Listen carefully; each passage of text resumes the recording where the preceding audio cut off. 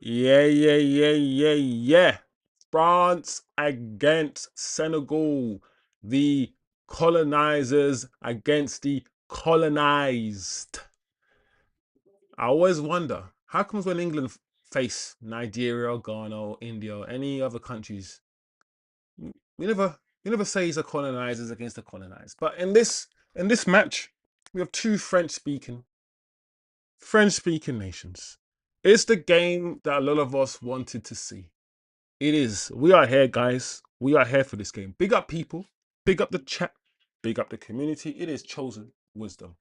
Football, as you know. And this is the game. I'm looking forward to this game. Of course, as we know, Senegal reached the African Nations Cup final. So a lot of eyes are on Senegal, and a lot of people just want to see what Senegal are up to. But of course, most of us, almost everyone, wants to see what this French team is all about. A lot of people are banking on France. A lot of people think France will win the World Cup.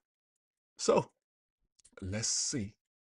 Let's see what this France team is made of.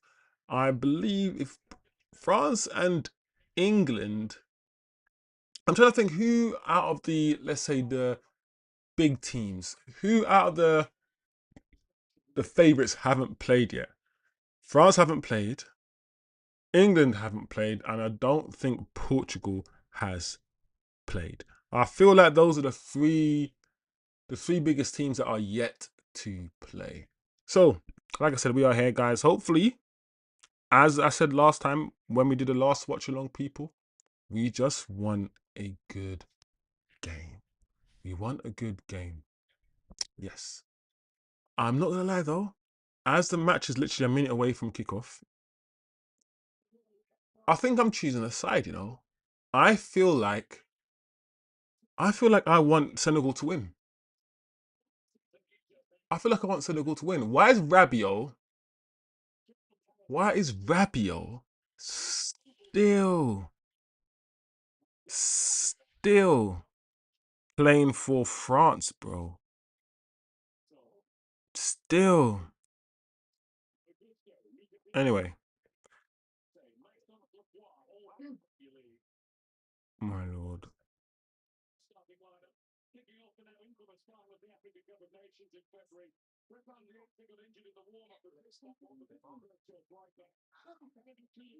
Oh.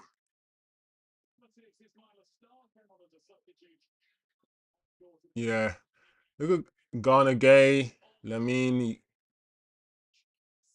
Gay, Ghana Gay and Gay. Then you got, is Mane playing? I didn't see. He was so quick. That's the quickest squad, yeah, I've ever like. The Senegal squad was literally up for like 10 seconds. Nico Jackson, Mane, yep, and Sarr. If France aren't careful, they will lose this match. If France are not careful, they will lose this match. Do you know what? France are also taking a risk because Dembele, for me, yeah, is not a 10 like that. They're playing Dembele as a 10, right? Behind Mbappe. And guys, I don't know if he's a 10. I feel like to play that 10 position, you got to be up and down the pitch. Dembele plays the false 9 for PSG. I.e., he's actually the striker for PSG, but he just drops deep, like a Harry Kane does for Bayern Munich, right?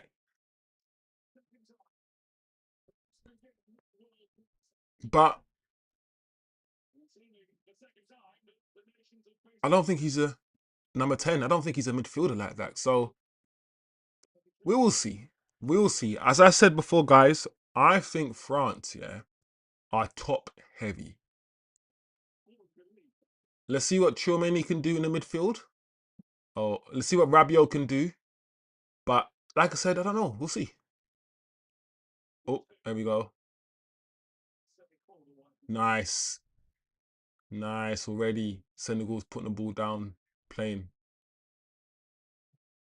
Yeah. Big up Turkish in the building.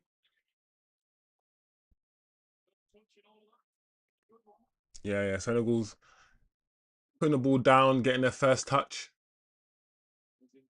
Nice. Nice. Nah, Senegal are moving it. They're moving it. They're moving it. Yep. Finish. Bro. Bro. Well done, Senegal. Clearance by France. Was it Hernandez?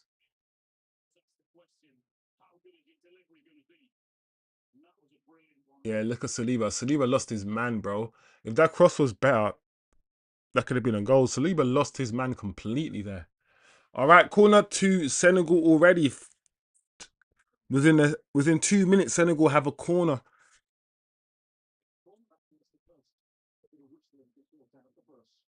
Also, we can be on Chouameni watch. Let's be on Chouameni watch. Well, no, he plays for Madrid. We've seen him play a lot anyway. But let's see what France are about. They've got the Elise's, Doués. Like I said, you can be top heavy all you like, yeah. But what's your spine? What's your belly like? What's your midfield like? Mm. What? What's happening here?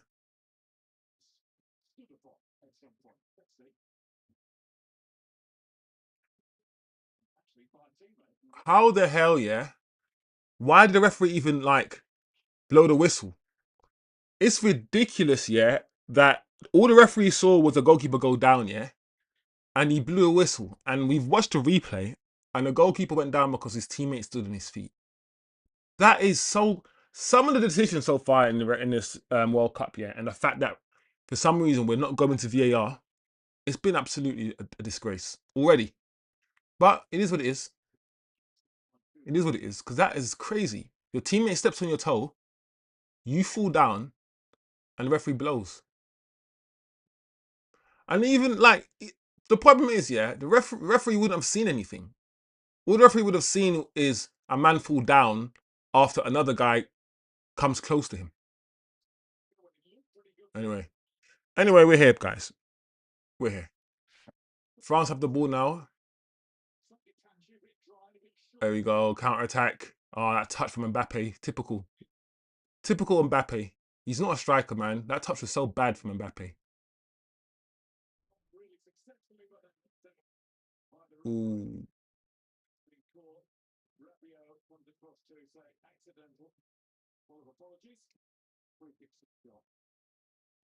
Anyway, this match is almost like Senegal against Senegal. Because apart from Rabiot, I feel like every single French player now is from Africa. All of them. And whenever people say Africa can't play football, whatever thing, I got to remind people: listen, look at France, look at Pele, look at the black Brazilians. They're all from Africa and they're really good at football. This is like Senegal versus Senegal, but in different kits.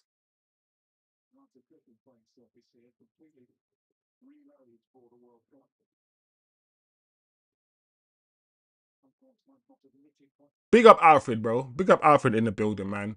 Yeah, Alfred. It's a chilled watch along, man. Let's just see what's happening. Like I said, we could be on Chouameni watch. There he is on the ball right now. That's nice. Let's see what he's about. Go on, Chouameni. Nice. Also, there's news that apparently the Chouameni to Man United isn't fully over. Chouameni's not ungettable, apparently. Apparently. Apparently. Apparently. Apparently. Apparently. Hey, that meme is crazy, that kid. Apparently. Hey, got one of you.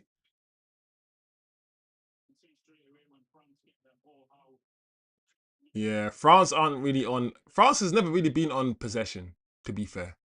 They're not on that. France has always been on, listen, get the ball back to front quickly. Yeah, that's nice, Senegal. That's nice, Senegal. Oh, unlucky.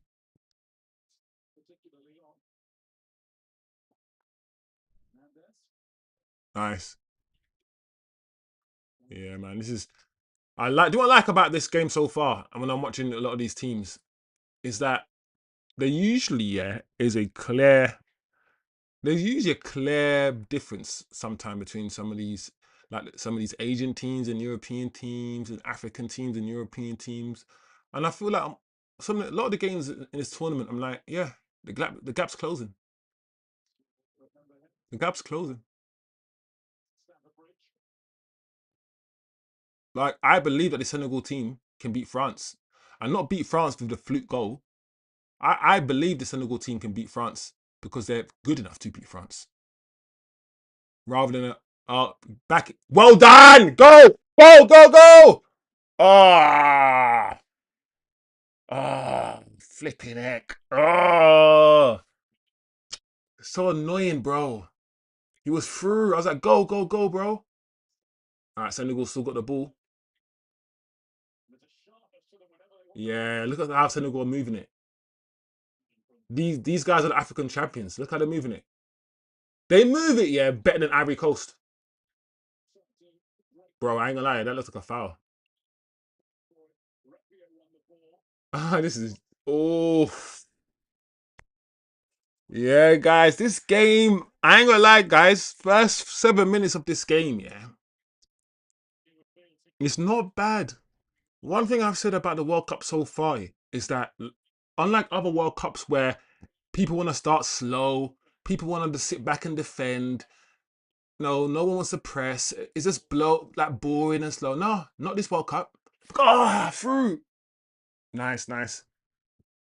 Oh man.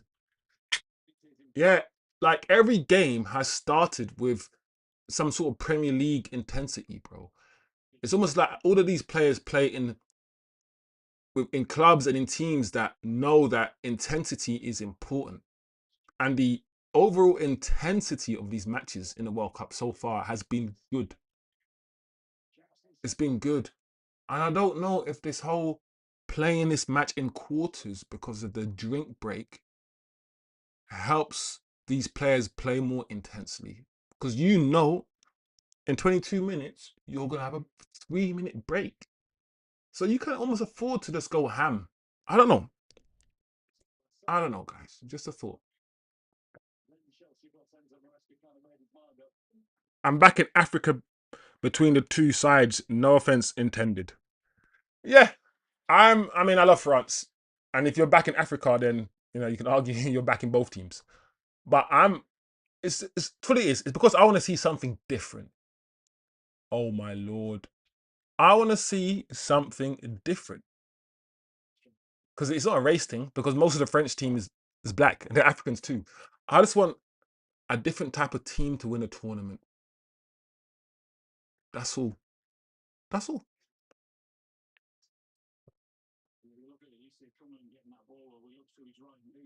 Ah, Elise, bro, that is poor.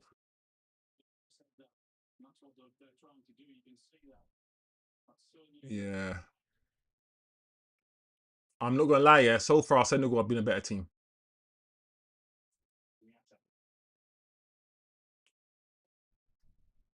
They look the most comfortable, the more comfortable on the ball. Senegal. Really Bardi as well. Probably could have played for France.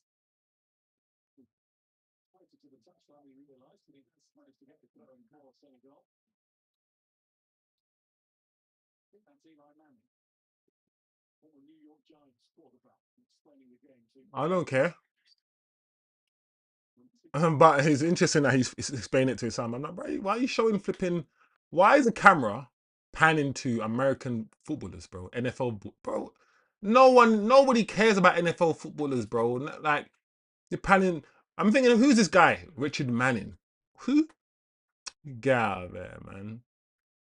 Get out of there, bro. The camera panning to NFL stars, bro.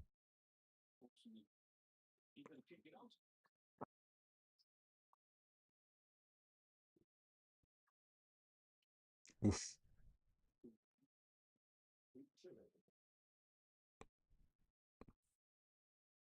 Yeah. All right, now the game slowed down a little bit, but it's fine. You got to find the spaces.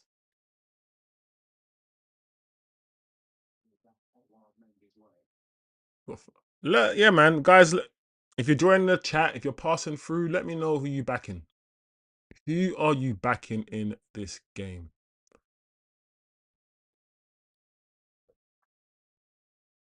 Was Koulibaly at Chelsea?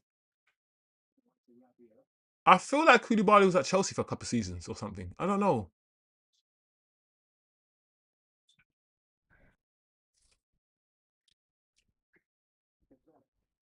Dembele, Dembele, Dembele.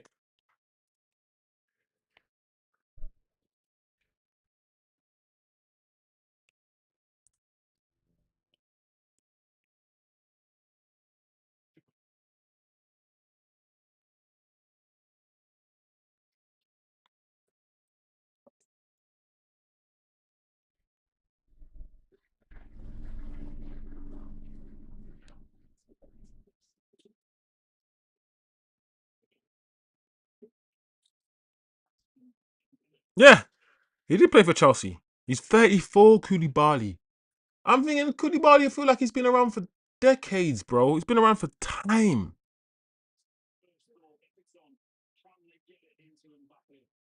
What? I'm not gonna lie, yeah. I looked at Koulibaly's stats, yeah, in the Saudi Pro League. I'm like, this guy's got 3 assists, bro. I'm like, bro, how's this defender got 3 assists? What's he doing? What's he doing to get 3 assists? Who's he setting up, bro? Who's he crossing? This guy's a centre back. He's getting assists, like he's Bruno and shit. What's he doing? Big old Koulibaly, yeah, getting assists. But yeah, 34 years old Koulibaly. There we go, Rabiot. Rabiot survived. Rabiot, you know when like you got sometimes look at careers, yeah, and you got to understand that you can have an amazing career and be average. An amazing career. Rabiot has surprised me, bro. Rabiot is such a has for me been just a standard footballer, standard DM, and he's managed to be in almost every French squad. He's managed to play games. I, I listen. I don't think Rabiot's bad, but I just don't think he's amazing. I don't think he's great.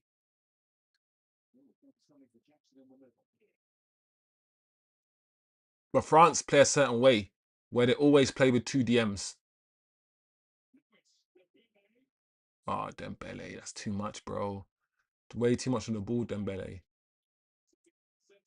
It's the problem with France is tactic. If it's just like Mbappe and Enchilar, yeah, and it shouldn't really be because they got Doué and they got loads of other players. All right, France are building now anyway. France are got a bit of possession. Doué on the ball. Doué playing on the right hand side. It's interesting that, isn't it? Doué playing on the right hand side because Doué. I mean, Doué playing on the left hand side because Doué I think plays on the right hand side. Ooh. Doué plays on the right hand side for PSG. Foul on Doué, taken quickly. But he's playing on the left here because of Elise.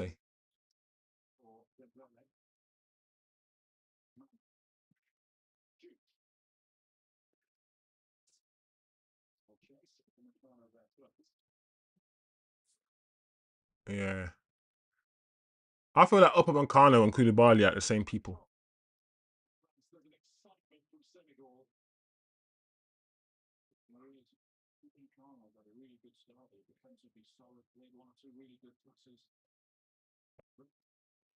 Koulibaly.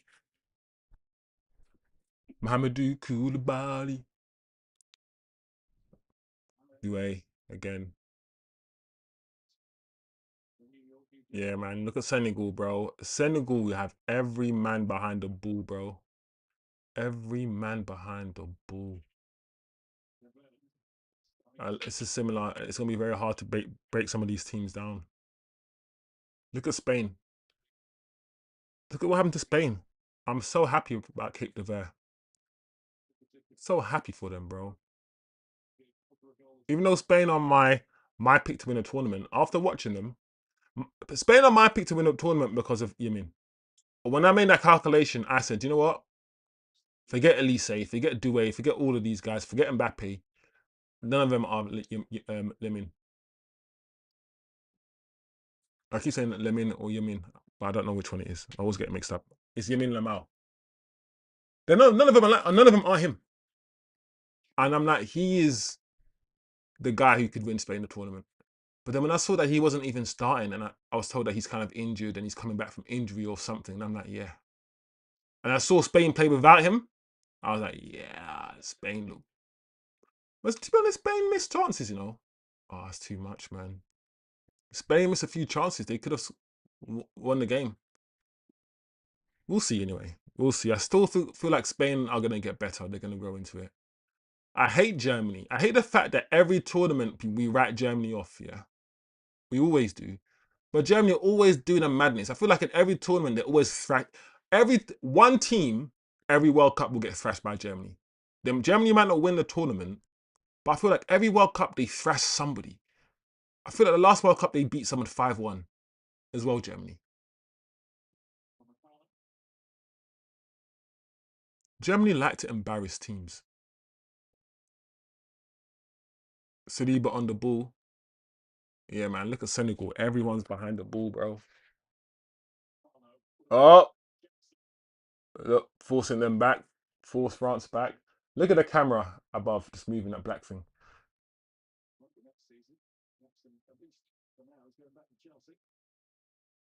Oh yeah, Jackson is going back to Chelsea.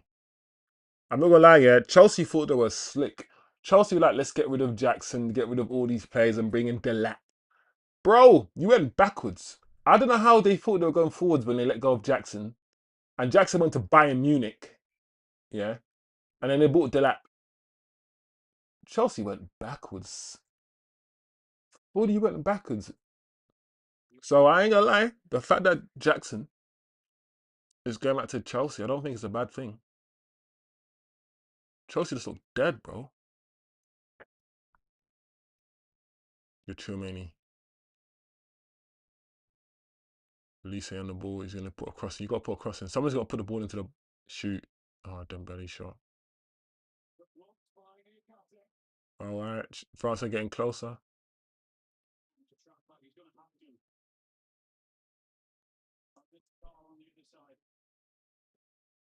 Mm-mm.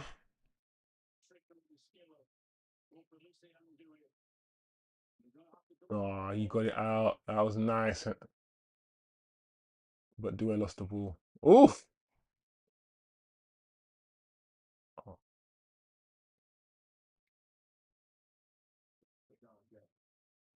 nice. Senegal.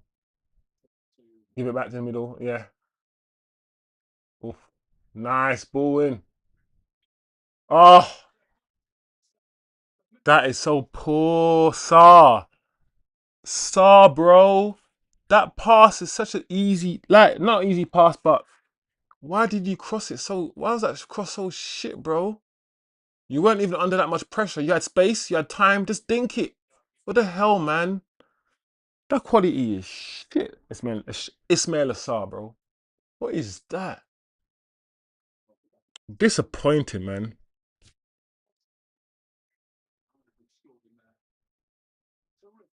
Elijah, big up Eddie in the chat. Big up Eddie.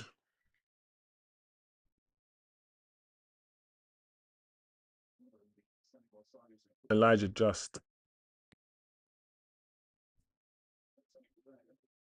I didn't watch a New Zealand game, you know, Eddie.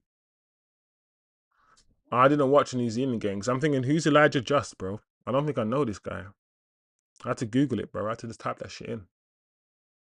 New Zealand footballer, 26 years old. Is that who you're talking about? Eddie. Kunde. Handball.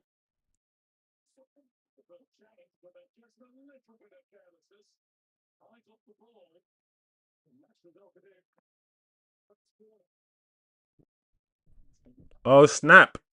He's the guy who scored the two. He scored the two goals. I didn't see the game. He scored the two goals for New Zealand. Who does he play for?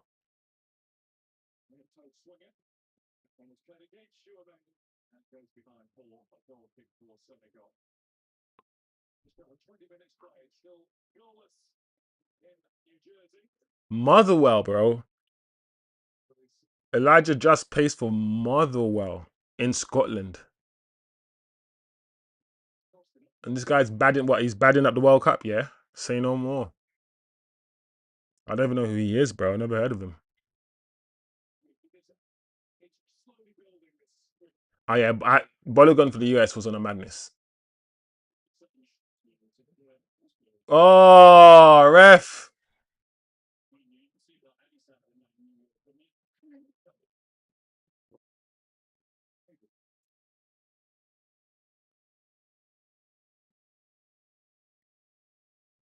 Yeah. Eddie went with the two top goal scorers because he scored 2 goals for USA as well. Balogun.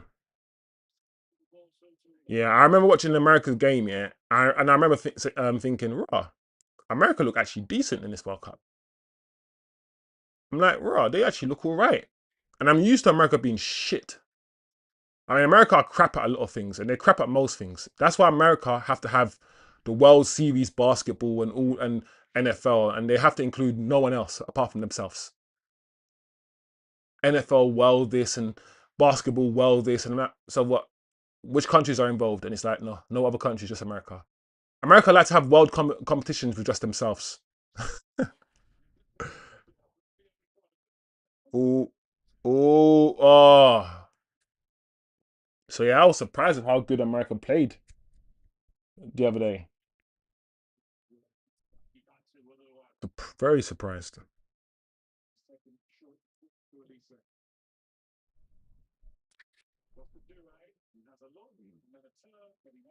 Nice. Let's go counter attack Senegal. Can we counter attack here? Oh, it's poor, bro. Senegal, bro. Unlucky, man. Thing is, Senegal, you got to use these counter attacks better, man. Are you guys using the World Cup yet to like look at players? Because I ain't gonna lie, yeah, I ain't paying attention to no ballers in this World Cup unless they're absolutely balling out. Like the ballers that get good stats, cool. Oh, but you gotta be a baller for me. That Buwadi stuck out for me, yeah, in that game.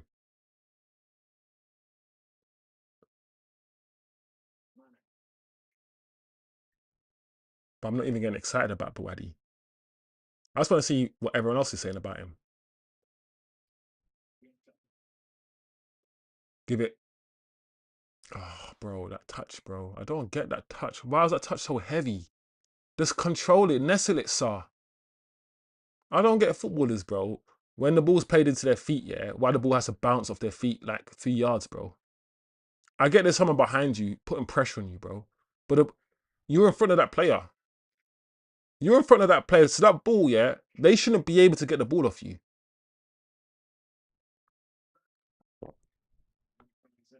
Yeah. Mbappe's so crap, bro. Look at touch from Mbappe. Bro, I can't do the Mbappe worship thing, you know. When I watch Mbappe play football, I'm like, finish, bang! Oh! Unlucky, Jackson. Well done. Like I said, I bet Chelsea are wishing they never put sent Jackson on loan and were just left with flipping Liam Delap, bro. Listen, I told Chelsea fans this. Jackson does loads of stuff. You know that player that runs and gives his all for the team and links to play. Doesn't score loads of goals, but he makes the team play good. And you got rid of him for a Delap. Yeah. You deserve to finish 10th, bro. Because Jackson had a good season with Bayern Munich. And now that he's going back to Chelsea, Chelsea need to be happy that he's going back there. Yeah, well done, man. Let's go.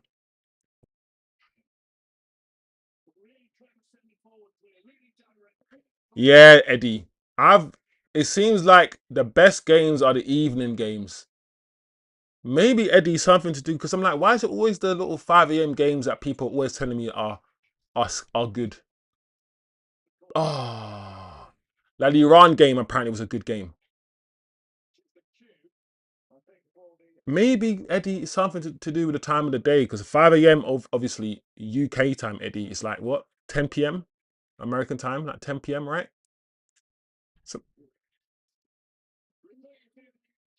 It depends on where you are. You know, so it's usually 5 6 hours because I know Jamaica is 5 6 hours, so I always know.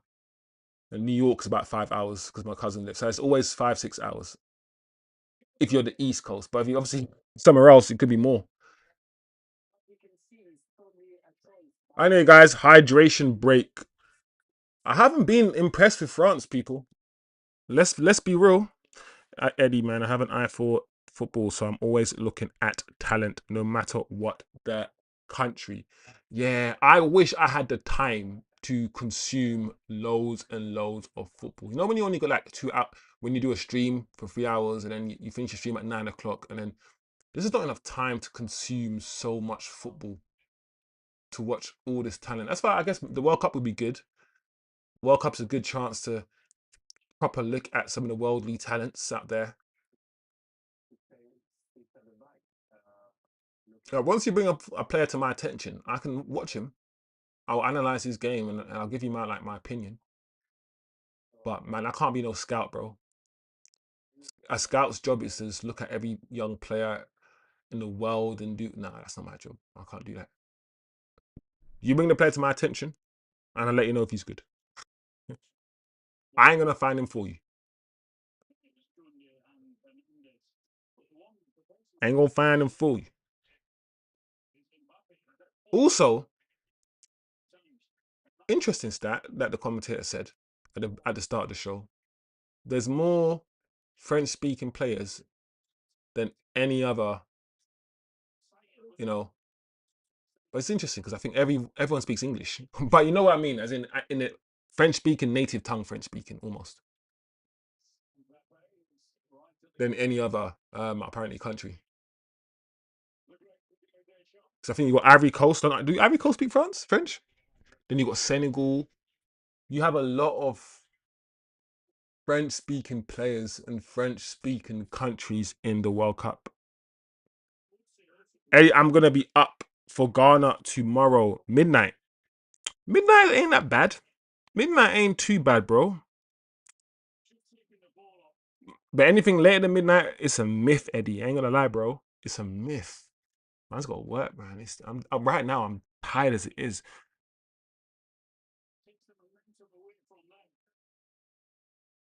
Who's got on a plane though, Eds? Oh, Panama.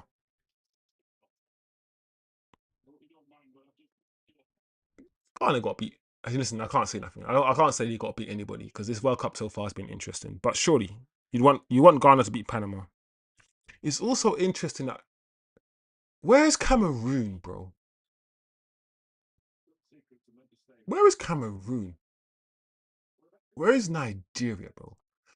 Anyway, it comes peaks and troughs.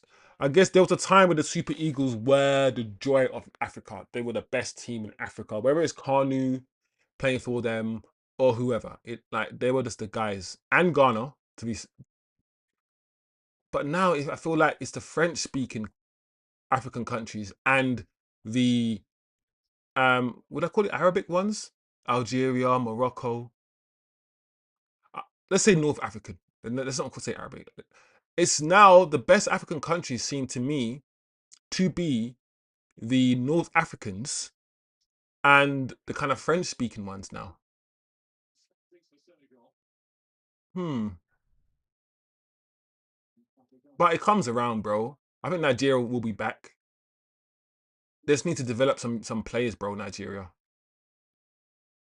Because the Okochas and all these guys, bro, Nigeria they had ballers, bro.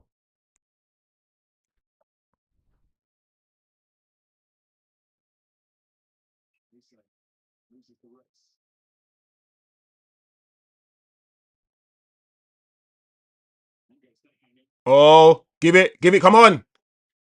Oh, bro. I ain't gonna lie about this Ishmael. Every time Ishmael Sarr gets a ball, he's always doing some foolishness, bro.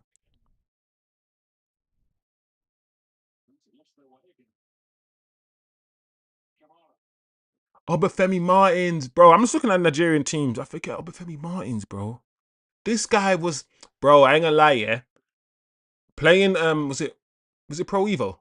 or FIFA. I think it was Pro Evo at the time. Playing Pro Evo, yeah, with Inter Milan. Yeah. Inter Milan, yeah, with Obafemi Martins.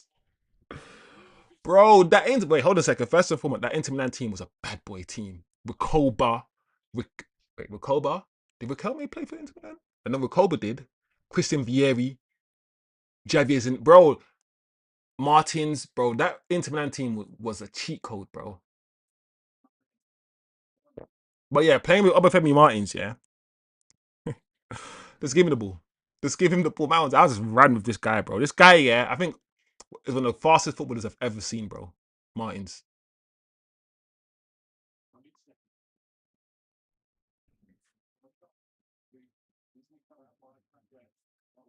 Yeah, yeah, that's what I do as well, Eddie.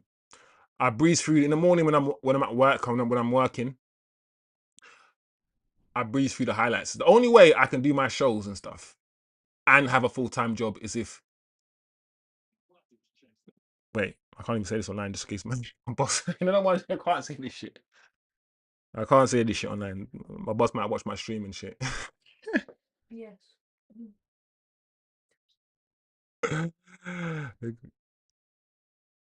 Yeah, Cameroon. I know Cameroon and Nigeria didn't qualify, bro.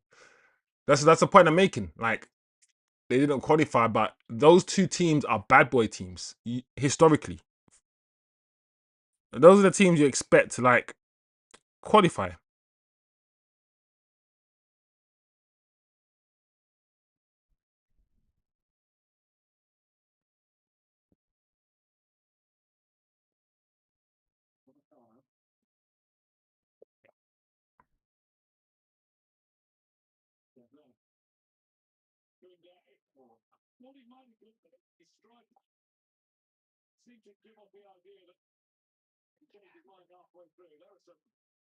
Look at that French. Look at French legends there. Flipping neck.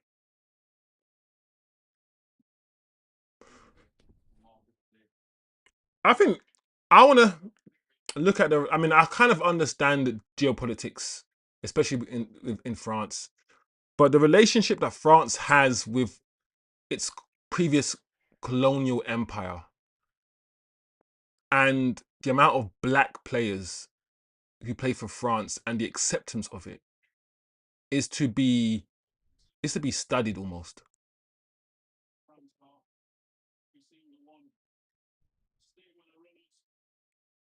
It's to be studied really.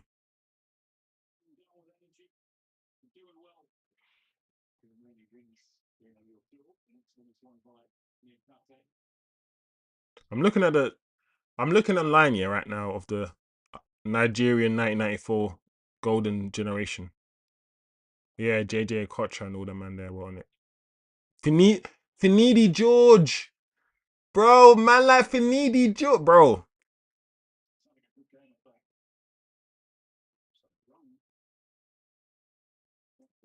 Rashidi Yakini, yeah, man. Nigeria, man.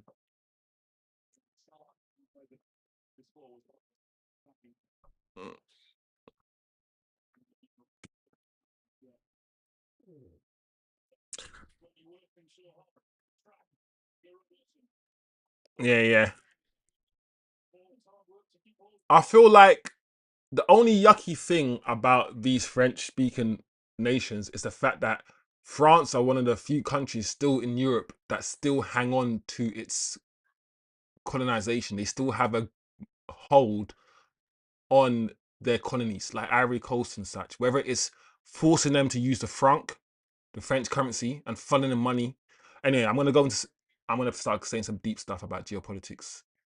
Um, but it's a bit icky that France is still their country is built still, and I won't say predicated, but it's still very much a colonial empire. And a lot of the money that France makes, their GDP and all these things still funnel from these countries. So it's still a bit smelly. That's why these matches, France against these like French teams, is always so interesting. It's always so heated.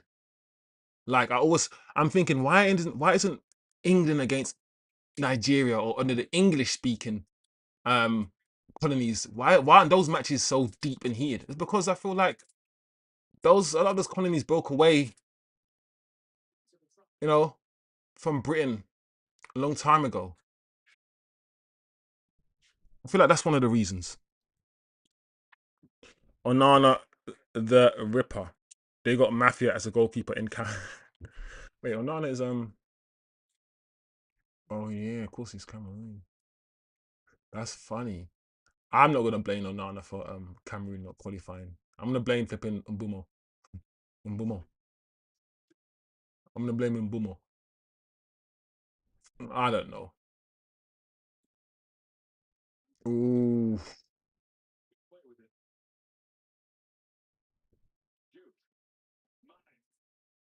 Chosen, what were you doing in 1994?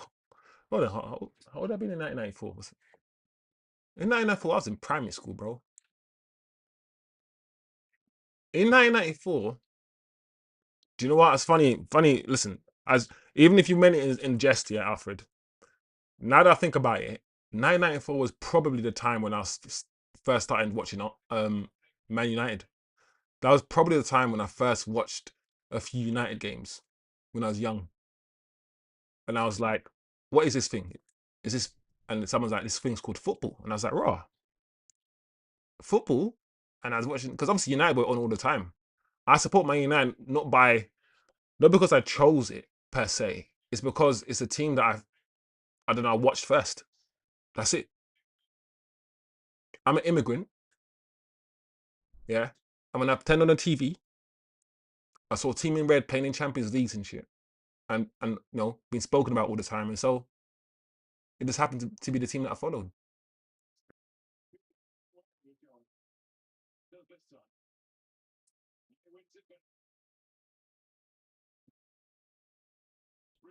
It's bringing back memories though, because 94, 95, 96, Man United, Newcastle rivalries and Black Burns and shit. And I was watching all these games. There we go. Bro. Oh, bro. It's just in this game, yeah, that we're watching, I feel like the last pass, the last ball, that it's a bit of quality is missing, even from France, bro.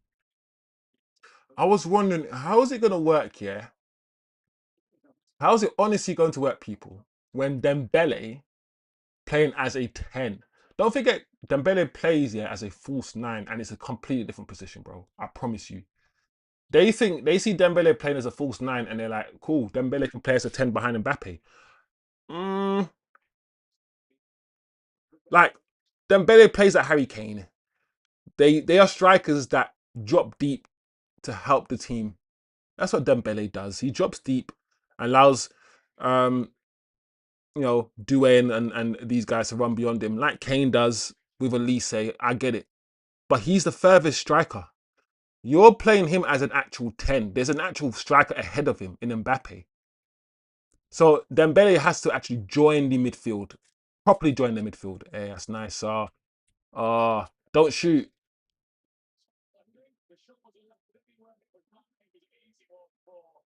Bro, I ain't gonna lie, yeah. The refereeing so far in the World Cup has been atrocious, bro.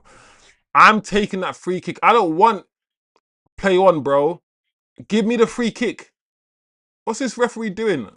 Ah, that's poor. Bro, it's like, how many decisions is this referee making that is just some bullshit, bro? Man got fouled, yeah, on the edge of a fucking D. Right here. He got fouled there and the referee don't blow the whistle and give me the free kick, bro. And the thing is, that's a yellow as well. He stamped on his feet, bro. So first of all, the referee is giving flipping free kicks here when your teammate is stepping on your feet. So he gives a free kick here when France defender, it might have been Saliba, stepped on the French goalkeeper's feet. His own teammate, he gave a free kick for that.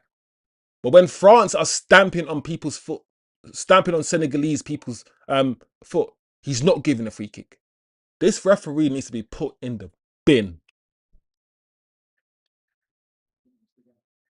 Put him in the bin, bro. It's just that is just crap, bro. Ismail Sarr should be Sard. He's Senegalese Ferran Torres, bro. Ismail Sarr, yeah. So far in this game, yeah, is like doing everything wrong. You know when like every decision you're making, yeah, it's just like, bro, what are you doing?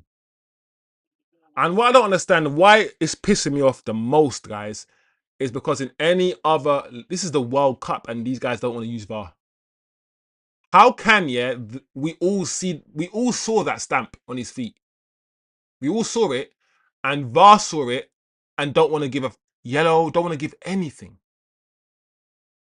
And bro, it don't make sense, bro. If that's the Premier League, something's happened about that challenge. I just don't get it,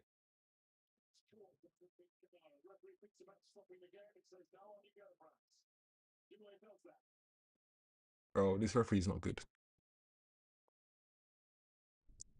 I mean, France have the ball. Doué, nice clearance.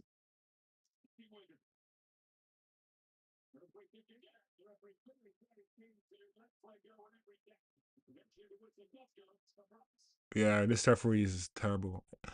I think this referee, yeah, so far is by far the worst referee I've seen in this. That's a foul on the Senegalese player. That's a foul. Everyone gives that as a foul. This referee, I don't know, man. I just don't know about this ref, guys. He's trying to ruin the game. Anyway, free kick to France. Elise and Dembele. I don't know if I see Dembele over set pieces for PSG.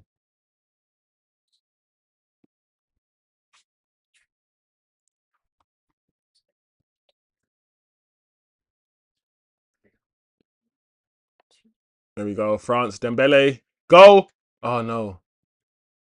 Alfred, thoughts on Ruben suffering joining Milan? The preseason game is going to be anything but a friendly. Oh, Alfred, fill me in, bro. Are we playing Milan in a preseason friendly? Is that oh my gosh. If I can't remember who we got in preseason. I just can't remember, guys. I need to look it up again. But if you're Alfred, if you are saying that we have Milan in a preseason friendly, so we're gonna face Amrim, whee, that's gonna be interesting as a motherfucker. My thoughts. Oh my gosh, Koulibaly, what's he doing, bro? That is so poor. You let the ball hit you.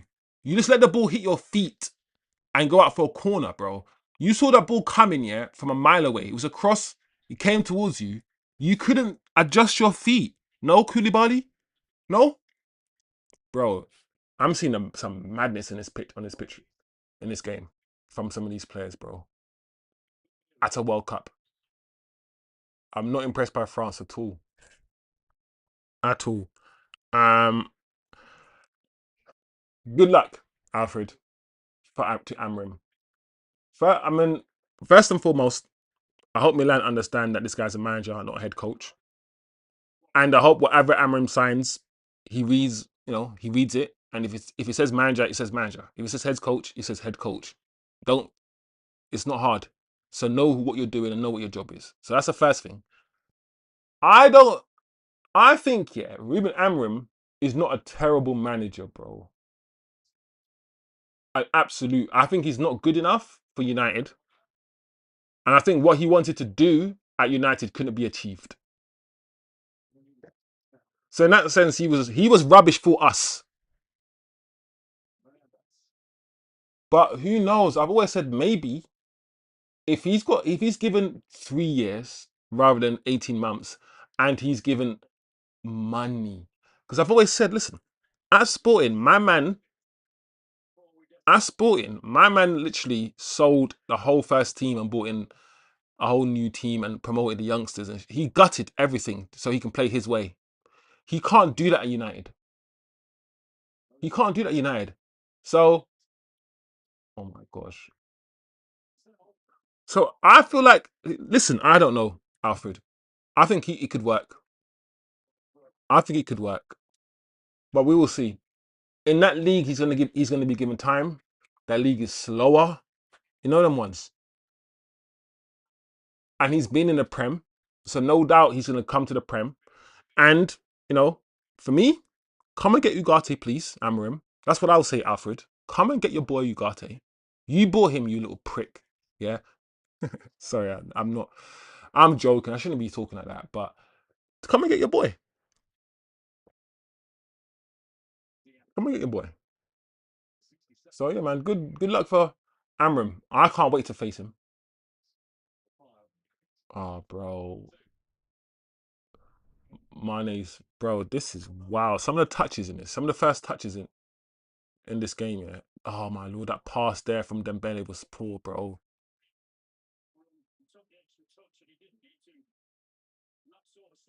I don't know, Alfred. What do you think? Yeah, I'm not gonna lie. Eddie, the game started with a serious pace about it, and I was like, do you know what? Senegal were moving the ball about. I'm like, yeah, this game's gonna be good. But a whole half of football was gone. Yeah. And I find myself talking about everything else apart from the game. The quality of this game isn't that great.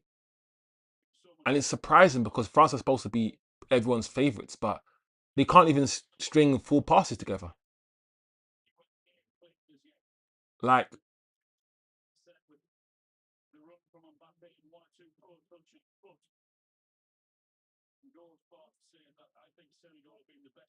yeah, I feel like Senegal have been a better team, guys. Oh, I feel like because of the speed that's required to play at the moment, yeah.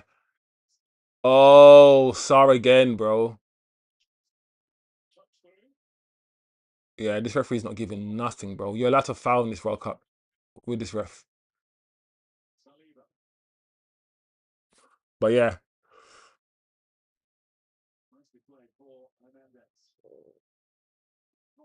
Oh, bro, that pass and back. What is happening in this game? This game is is becoming.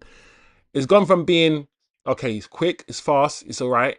Then slowly, it's just getting worse, bro. Especially from the France perspective. Oh, that is, bro, bro, bro. I can't believe what I'm watching here, bro. This is shit. That ball was not on, bro. Like that ball from that Senegalese player Tamane. Was it Tamane? It wasn't on, bro. All right, Chouameni. Let's see what you got, bro. One thing about Chouameni, man, is that I need him to be spraying them 40-yard passes, bro. I always watch Chouameni, and I like Chouameni. I think he's a mature player. Someone who knows what he's doing. But I just want more from him. Oh, wow. Guys, this game is not cool, bro.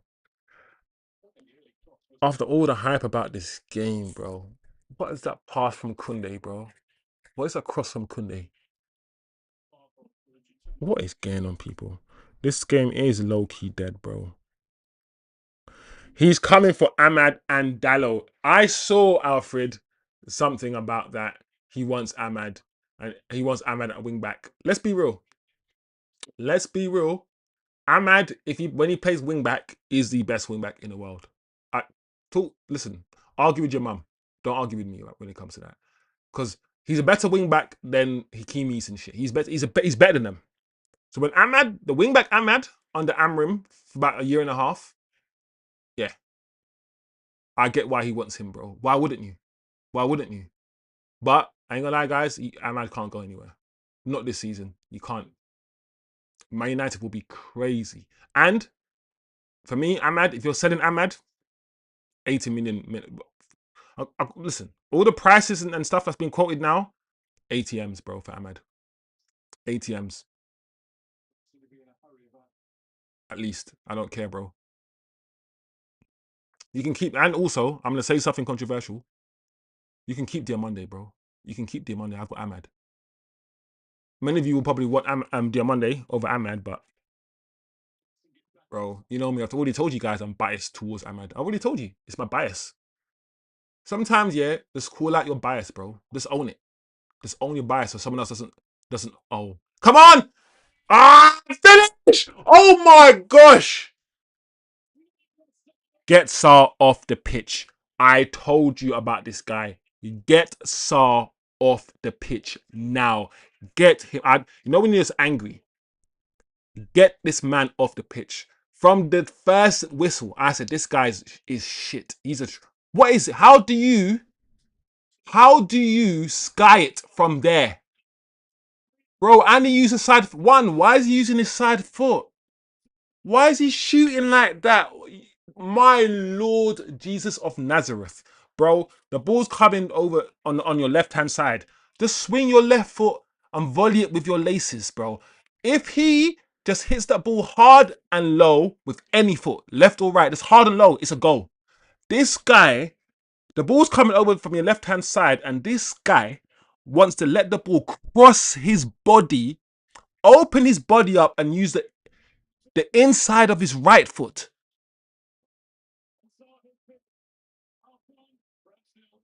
You're standing like this, the ball's coming over from your left hand side. You're literally 5 yards from the goal. You could easily just volley it. Listen, even if you are right footed, you are a professional footballer. You can use your left. You don't need to get it into the bottom corner. All you have to do is get it on target and he scores, bro.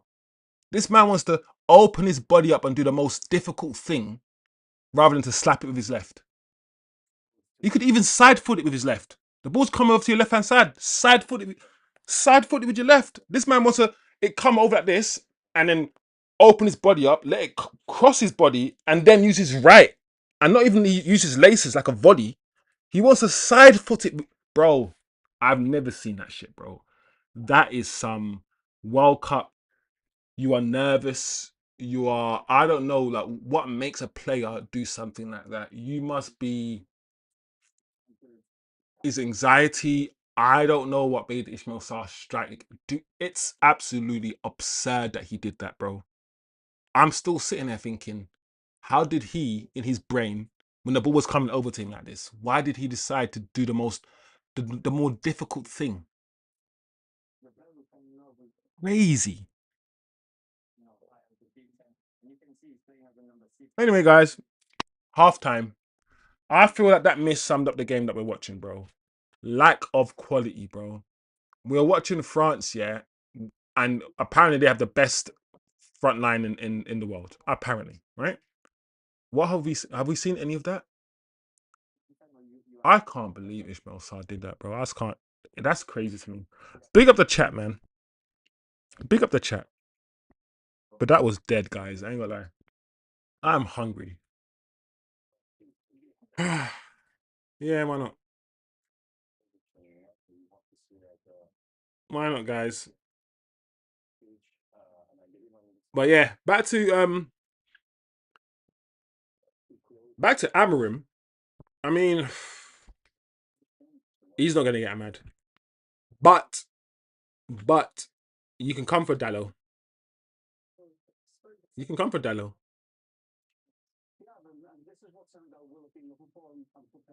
Come for Dallo.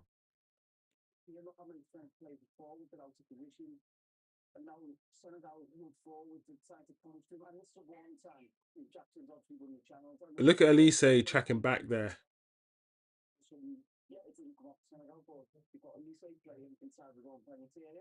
Look at that. Elise tracking back. Also, do you know what's funny about Amram? And it's funny about managers. I always find it interesting, guys, how managers can do a really bad job. Like a Frank Lampard can go to Chelsea and be shit. And then straight away get a new job.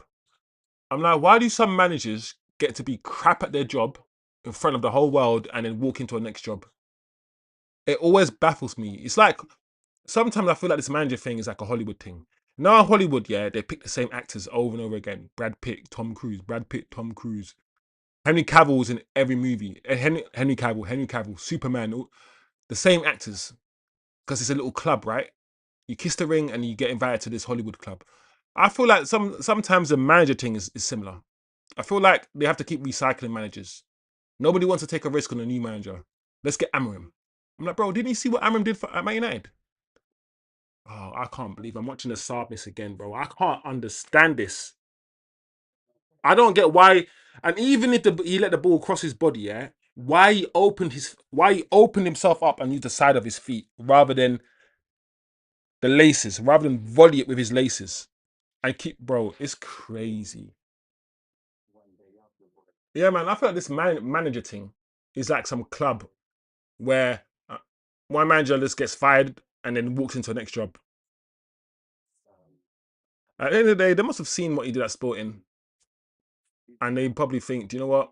We're gonna give you the time, we're gonna give you the money, and we're going to give you the resources to rebuild this AC Milan team. But then the question is, what's happened to Rafael Leao? If you're Rafael Leao, do you want to wait until Amrim comes, or do you still want to go? Do you still want to leave? I don't know. I don't know, guys. But big up the chat. Big up the chat. Also, guys, don't get it twisted. Tomorrow's show, we got a lot of things to talk about as well. I want to know people's opinion on Somerville. People are getting scared that we're going to get Somerville. But I don't know. We'll talk about it, man. And this Chouameni thing, I mean, Chouameni's having an okay game. He's not doing anything special. But the Chouameni thing is resurfacing again.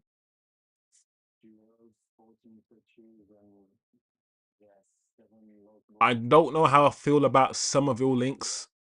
They're just links. He's just one out of, many probably on our list. And there's no certainty that we're even going to get a left winger.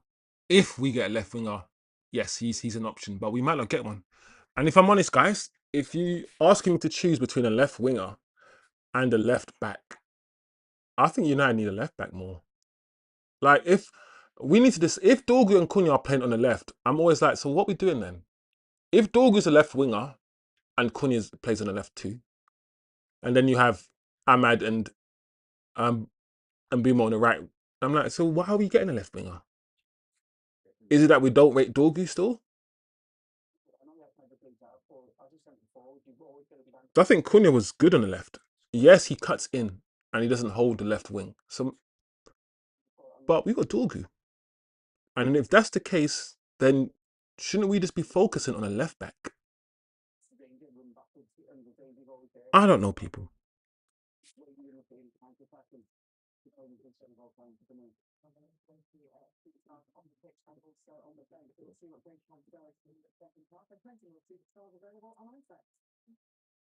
Look at Gabby. I'm watching it on BBC, and Gabby, bro. You know, Gabby's been about for a minute, doing sport for a minute. She's just getting old now. I like the fact that she's getting old naturally, though. You know, the ones where everyone wants to be fake now and what looks maxing and all that bullshit, bro. This stupid world that we live in, bro, where everyone wants to just carve themselves open to look like something, to look like some objective beauty, bro. One thing, yeah, beauty should never be and has never been objective, bro. Everyone has eyes. Everyone has a different brain. If you want fat, and think fat is beautiful, good for you. Fat is beautiful. If you think skinny is beautiful, good for you. Skinny is beautiful.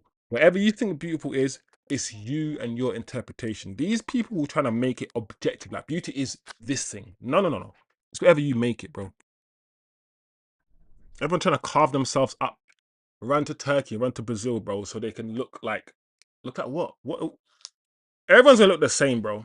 In about 100 years' time, everyone's gonna look the same. There'll be no black, there'll be no white. Everyone will just be beige, a mix of everything. Look at Brazil. Brazil is almost an example of what happens, yeah, when races mix and there's no kind of race. There is madness in Brazil, but you know what I'm saying? When Brazil is so mixed, yeah, everyone's just beige looking. Everyone looks like Cunha and Casemiro's. Like, do you know what I'm saying? Maybe in like 500 years, everyone in the world will be like that. Maybe. Look at Kobe mainly doing an interview.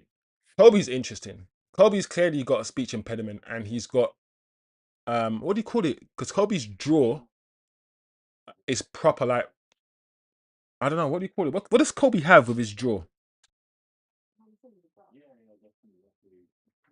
With his mouth?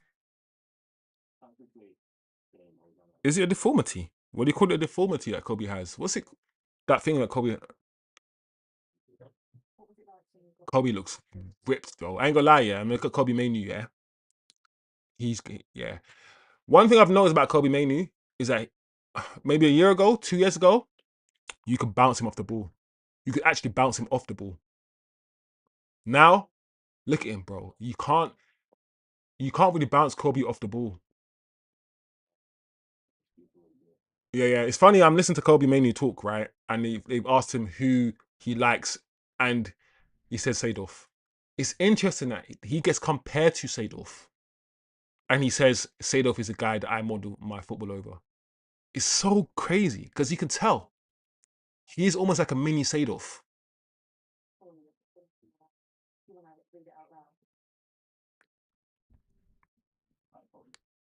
Kobe Manu jaw. Kobe Manu jaw is, people Google it. What's wrong with Kobe Manu's mouth?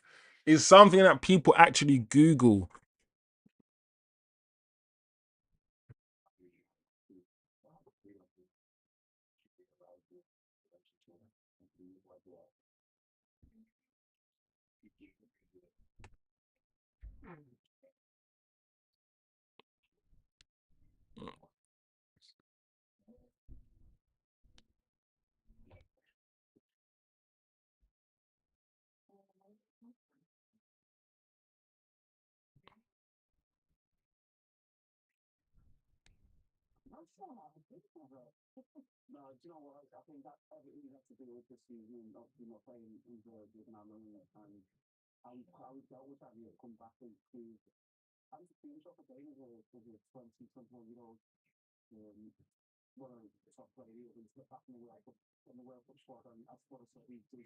I don't know, guys. I'm trying to find out if there's anything, if he's got something, but it's just him. Maybe it's just how he is. Maybe it's not called anything.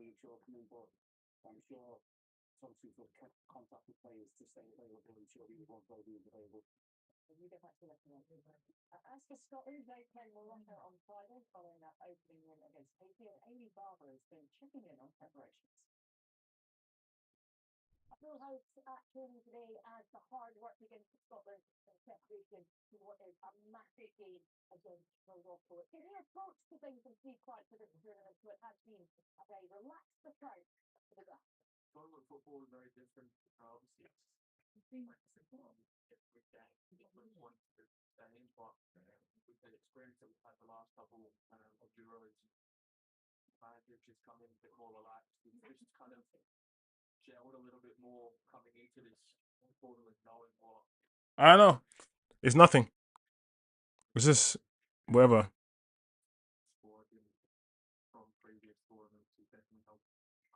Yeah, I mean, Kobe Manu has his mouth is different.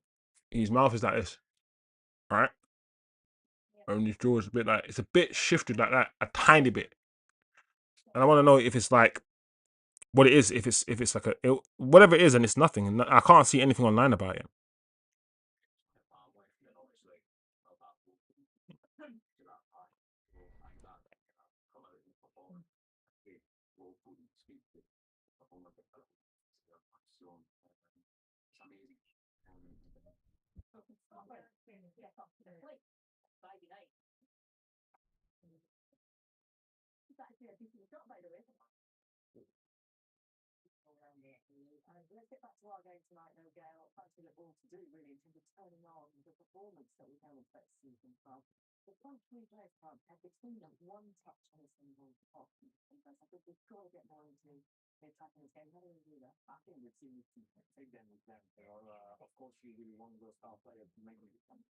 Wow.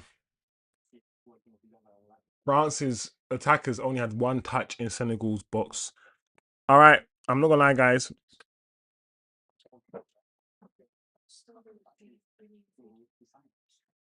Oh wow, 50 minutes. Still no thing. Surprised was that I had to wait so long for the food. Why? All right. Yeah, I might as well wait now until after. It's done like 15 minutes. 15 minutes. I can't warm up something up.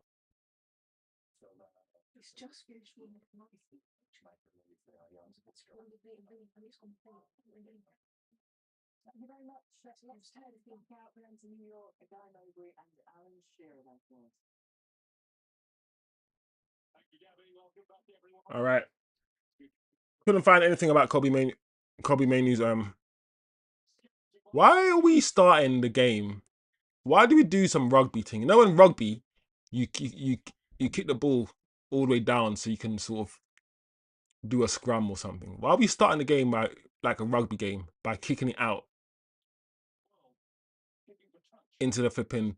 Yeah, it's like rugby, kicking the ball out of touch. Yeah, deep in the opposition half. Why would he giving the ball away straight away and just kicking it out of touch deep in the opposition half? It's strange. That's a strange tactic. Very strange, people. All right, let's see what's different because it looks like the same teams come out, guys. For both teams, right? No subs, no changes. Oh my gosh.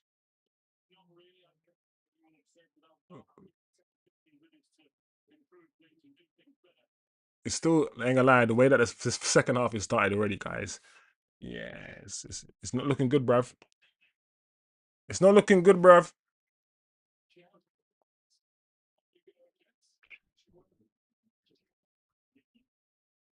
I can't believe, sir.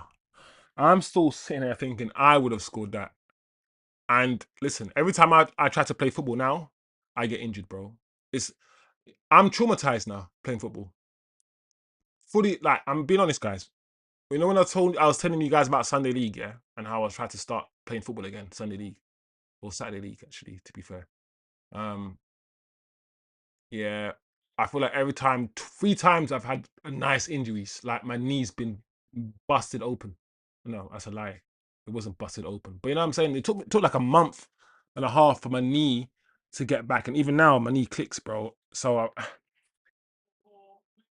I want to play football, bro, but I'm just shook of getting injured again, and that's how I know, yeah, that injuries affect you, bro. Because I'm scared to go back on the pitch because I don't want to get injured again, and I'm gonna change the way I do some shit to protect me from my injuries. So I know about the Luke Shaws and all these guys that return from mad injuries and how they must feel. Like returning from mad injuries, yeah, it's so psychological, bro.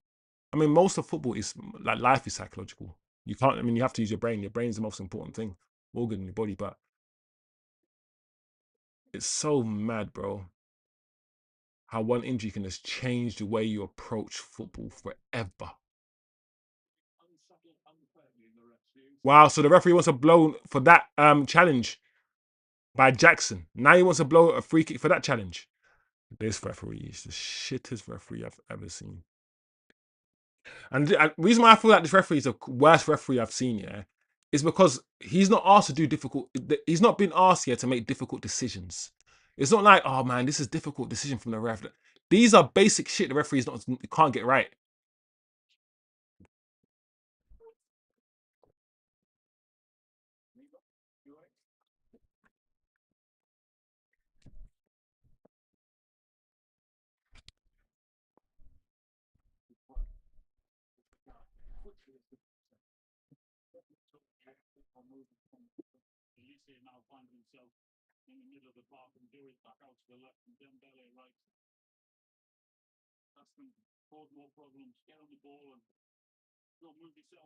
Yeah, guys. One thing that I failed on, yeah, is that I should have had dinner, bro. Like the fact that it's 9 o'clock here and I haven't eaten my dinner yet, and I've only eaten since like some soup or something from like 2 o'clock. It's crazy.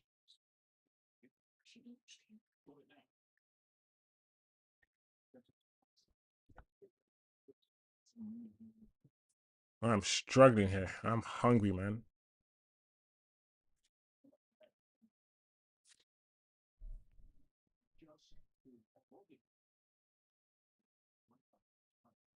Come on, guys. Give us some football. Everyone keeps saying the 5 a.m. and the 2 a.m. games are the best games, bro. And I see why. This is shit, man. Oh, Rabiot. That's nice from Rabiot. What are you going to do? Give the ball away straight away. I don't get what's going on, guys. I don't actually understand it. Rabiot had a nice turn there. And it was a little 5 yard pass, bro. A simple 5 yard pass to Elise. And he hoofs it. He hoofs it in the air. I'm like, bro, what is happening? These players are doing it on purpose. France ain't winning the World Cup, bro. This French team, yeah, cannot win this tournament, bro. They just cannot. They cannot. How can they?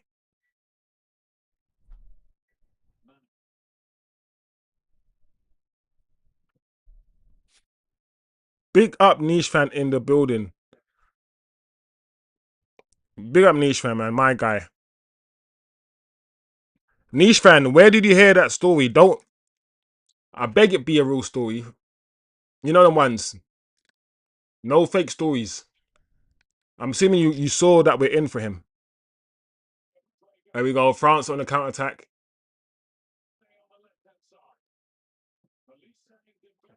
Oh, Mbappe, bro.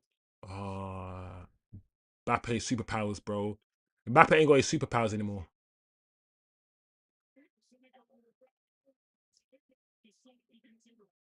Saliba's lucky there. Takes off the pitch, bro. I'm not gonna lie to you, I'm so annoyed with Saar, bro. I'm fuming. I'm fuming song. I'm fuming with Saar. I'm sitting here, still can't understand how Saar missed that, bro. It actually gets me angry thinking about it. I feel like he missed on. I feel like some of these players, yeah, are doing things on purpose.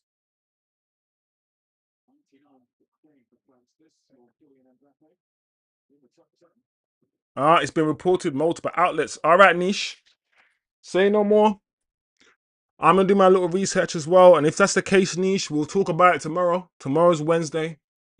There's a lot for us to go through as well. Like I said, this Somerville story, West Ham Somerville story has begun, so we need to talk about that as well, bro. So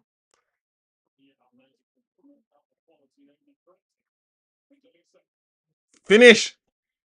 Oh, Lee say unlucky.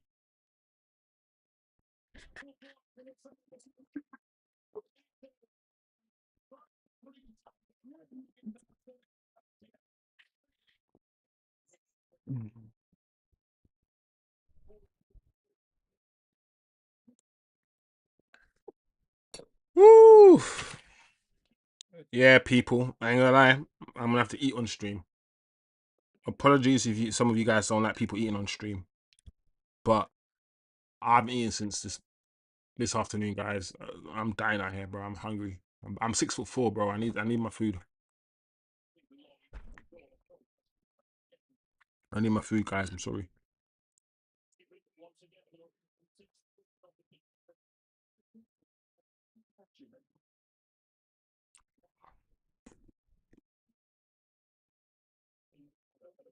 Mm.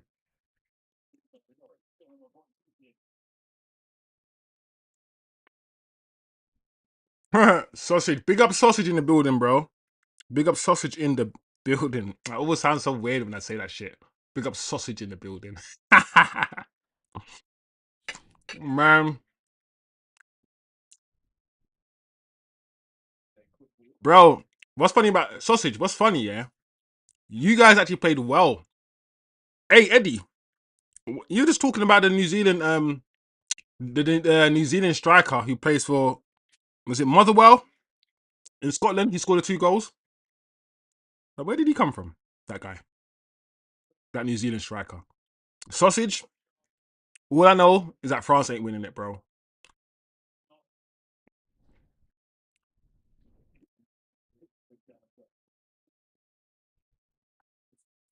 Niche man. I think it is. Oh! Come on! Oh, Jackson. Niche fan. I think it is clear that you are a Buwadi fan, and it's good. I understand, bro. I've seen enough of him. I've seen enough of Buwadi now to understand the hype. But I'm still not too hyped. But I get it. You know, in a world where there aren't too many Tom Cleverleys, because he's like a Tom Cleverley type of Iqbal. He's a who's that midfielder who played for Arsenal that had loads of injuries? Jack Wilshere. That's who he is. Yeah, that's who he reminds me of. And the midfield quality is so bad, yeah, that guys like Buwadi look amazing. Yes! Oh, I'm joking, by the way, Niche fan. Don't come at me. Don't beat me up, Niche fan. Buwadi's he can ball, bro. I'm joking. But at the same time, don't disrespect Tom Cleverley. Tom Cleverley is an intelligent footballer, bro.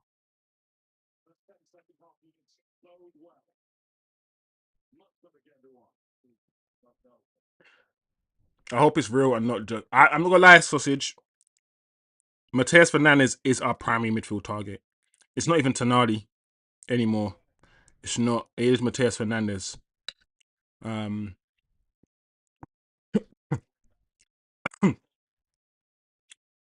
Oh my lord, that touch for me. Finish.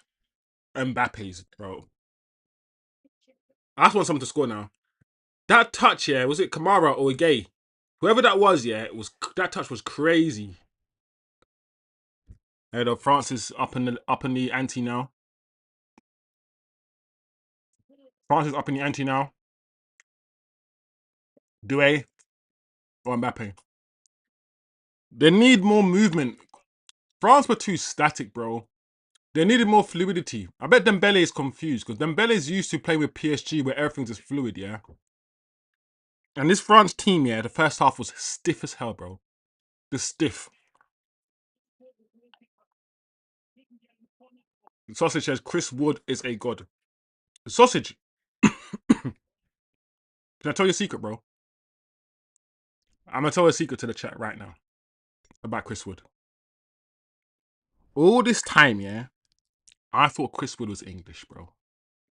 And all this time I was confused. I was like, why isn't Chris Wood in the England squad, bro? It was only the other day when I saw man play for New Zealand, yeah. And I was like, man, what? He's a Kiwi. Chris Wood is from New Zealand. Oh, snap.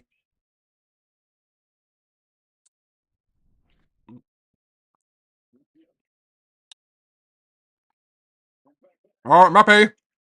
Mbappe. Oh, penalty.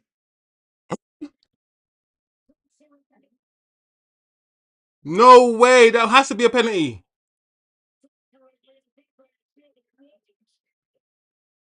Bro. Bro. Let me see this again.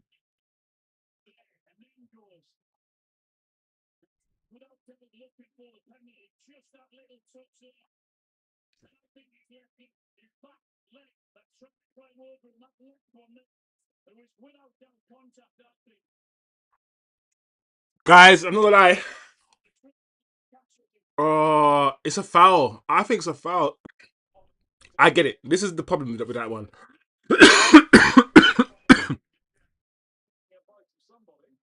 The problem is Mbappe hopped over the challenge and left his leg. But just because he left his leg, it doesn't mean it's not a penalty. Does that make sense?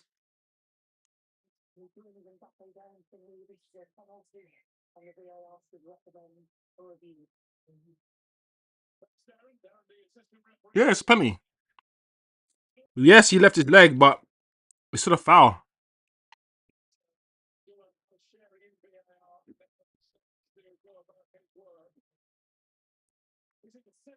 Surely, guys, it's going to be given.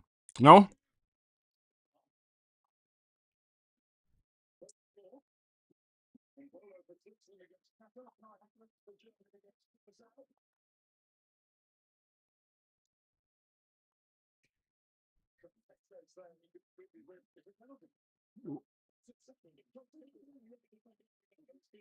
Yeah, he's gonna check now.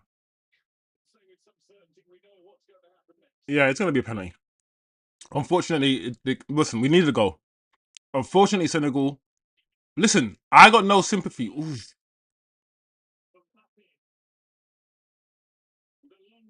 Yeah, it's a penalty, bro. He touched him.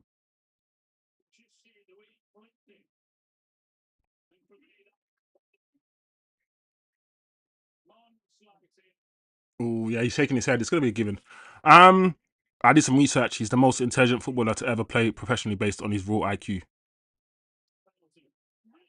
Do you know what, niche fan? I like that because I've always said, yeah, some of the best footballers are just naturally intelligent. Like having football intelligence on the field is linked to general intelligence, bro. Penalty given. There you go. Sometimes I can tell like one matter. One matter's intelligent off the pitch. One matter's got degrees as well, and you can tell by the way he plays football. He's intelligent. He thinks before. Oh, listen, I've told you guys. There's two footballers. There's the Bruno Fernandez who doesn't think before he executes and will cross the ball 100 times even when the man's not on. These are the percentage footballers. No they do calculations in their head, but spam cross, spam cross. And then there's one matters, David Silva's other sort of intelligent footballers that don't spam. Don't spam the ball, don't spam the cross. What? Bro!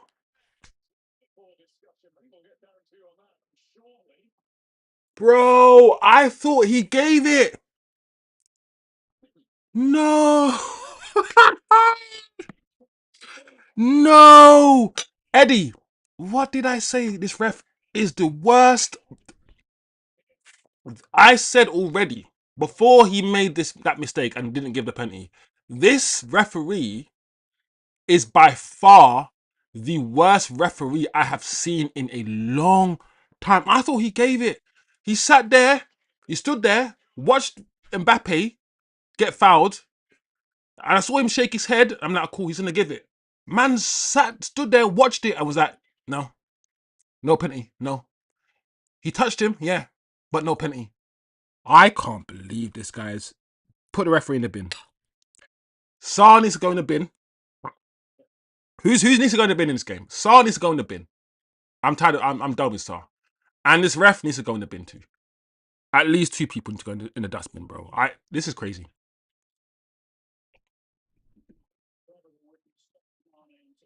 What planet are we living on? What game are we playing right here? In what game, in what era of football is that not a penalty? I don't understand this ref. VAR. Do you know what's crazy about this ref? It's ego. I don't know who this ref is. I've never seen him before in my life. Right? Bring back the Somalian ref. This is the kind of referee, yeah, that's gonna ref the American game. And I said there's gonna be something dodgy is gonna happen in this World Cup. America are gonna make the semi-finals by dodgy refereeing decisions, bro. Like the VAR man, because we heard the VAR person say, "Oh, what was it? It's a penalty. Go and check it out." Man checked it out. Man went to the screen, saw the contact, the same way that we all saw. What the fuck is happening here? The way that we all saw the contact, and man went, no. Imagine, yeah, trying to decide whether someone murdered someone or not, yeah, and seeing the footage of the murder, clear it. Yes. Ah, what's the ball? Mbappe unlucky.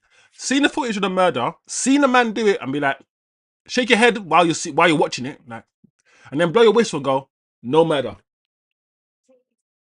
Yeah, that ball, yeah, from Elise was nice, bro. Mbappe unlucky, unlucky. That was nice. I like that eye of the needle, the eye of the needle pass from Elise. That was that weight of ball from Elise. Saw.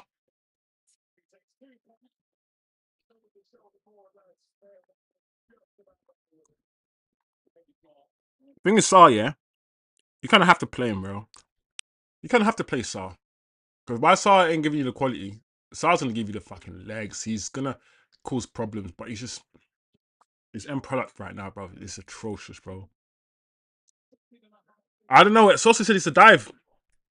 Sausage. Chris Wood is the best 34-year-old New Zealand footballer named Chris.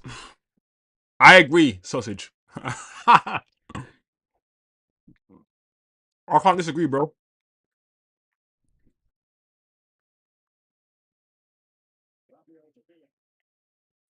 But it makes sense now why I never see Chris Wood picked for England. I'm like, why does Chris Wood never get picked for England, bro? I'm always like, why does Chris Wood never get picked for England? It don't make no sense. Now it makes sense. But Sausage, a dive. Oh, Eddie. I didn't even see that. Eddie says, did you see the referee doing the white supremacy hand signs? I didn't see that, bro. I didn't see that. This referee's crazy.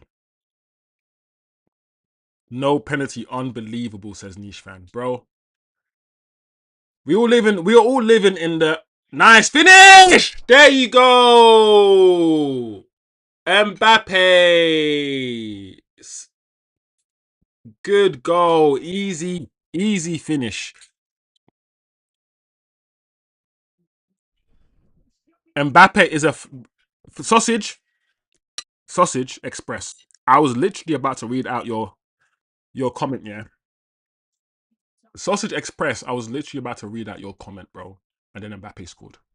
I was about to read Mbappe is a flopper. Literally about to read it, and then Mbappe scored. How about that? How about that, guys? That was a reputational call. Mbappe goes to ground easier than an old lawn chair in the wind. Rev sent a message that he isn't buying his crap. I don't know why this person's crying out telling me this. Like, shush. Who's want to talk and be on stream? I can't see.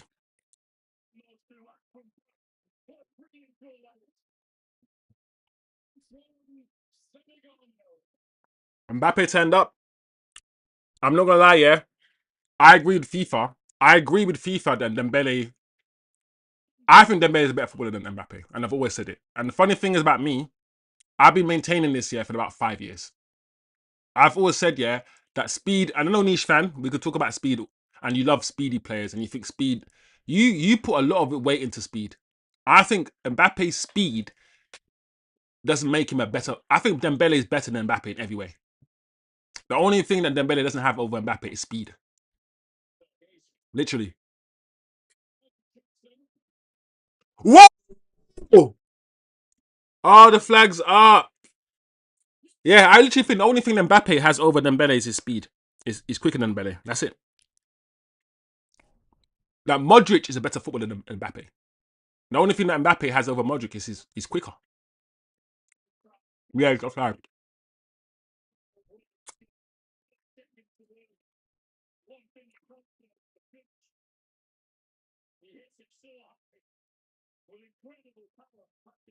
I think there's a good chance here that Mbappe will never win the Ballon d'Or.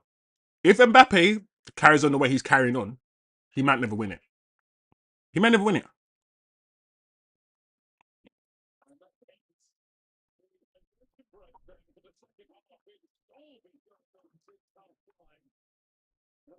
The way I see pace, yeah, the way I see speed is that I understand it's important, but like I said before, I don't give any extra marks for it.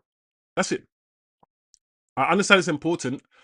I attribute a mark to speed and a mark to passing. So Mbappe is really quick, but he's not a good passer of the ball.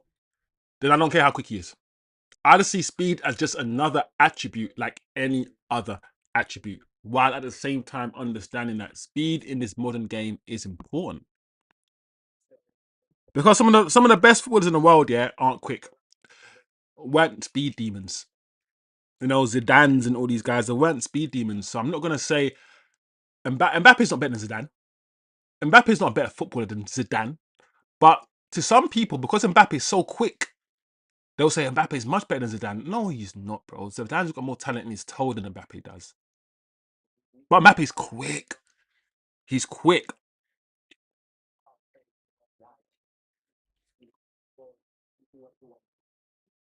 When I look at Mbappe's football ability, I don't think he's a great short passer. I don't think he's a great long passer. I don't think he's a great head of the ball. I don't think his first touch is always that great. You know, when you look at his actual attributes, Mbappe, he's got good skill. Um, I don't think he plays the striker role that well. He still looks better in the wings, Mbappe for me. And I'm like, I don't see, apart from his speed and his step overs a little bit, he doesn't really have too many outstanding qualities for me. Yeah. Niche fan, you're going to think Mbappe is better than Zidane. And that is absolutely insane to me. I watched Zidane his whole career. I can't put Mbappe above Zidane. Ever. Ever, ever, ever. He will never be as good as Zidane to me. But I get it. I get it. Some people, like I said, niche fan, you think people who are born with speed, something you can't train, something you can't coach, essentially a gift from God. It is what it is. And because of that, because I know it's not something you can work on, your speed, it's not something I try not to, yeah. But I get it, guys. I get it. You guys see the way, you guys understand, as long as you guys understand the way I see football, and I understand the way that niche fan sees football, I think that's the main thing. Because we all see football differently.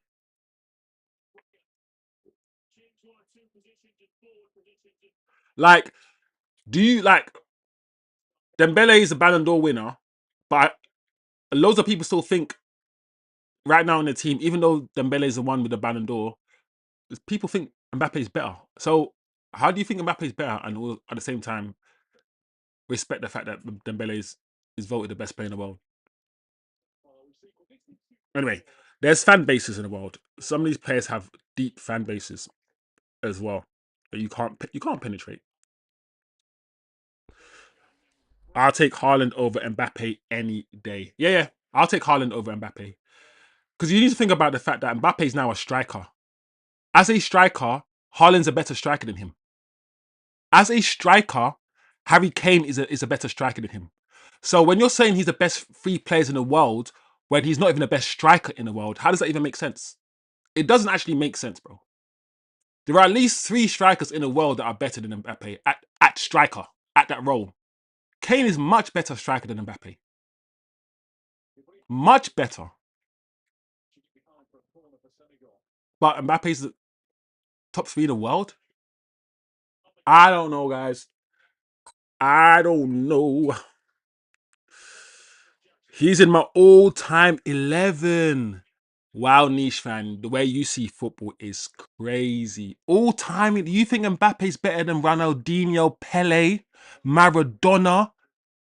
Wow. I think we need to niche fan needs to see a psychiatrist. If niche fan watches football and thinks that this road runner, meet me, meet me, meet me, just runs in straight lines and shoots, yeah, it's better than Ronaldinho. He's niche fan that said the Mbappe is in his which means he's ahead of Ronaldo and Messi. Oh, let me tell you something, niche fan. And I'm gonna tell you something right now. I need to listen, I need to learn, bro. Cristiano Ronaldo at age 21, 22 is miles better than Mbappe is right now. That's insane to me. But I respect your opinion. Oh, unlucky Due.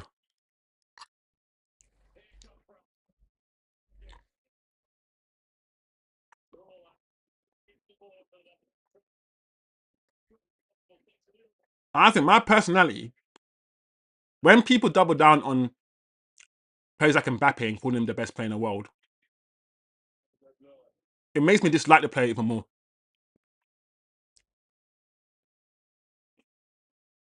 When Bruno Fernandes came to United, right, and people are saying he's the best signing since Eric Cantona, so he's better signed than Cristiano Ronaldo? He's a better sign than Wayne Rooney? When people start saying these things, yeah, it makes me dislike the player because I'm like, bro, you must be brainwashed to think that Bruno Fernandes is our best signing since Eric Cantona. Like Wayne Rooney doesn't exist. Crazy talk. And that just makes me like the player a bit less, bro. I ain't gonna lie. I think what level of brainwashing to make people think that Bruno Fernandes is our best signing since Eric Cantona, bro? That is some deep media brainwashing, bro.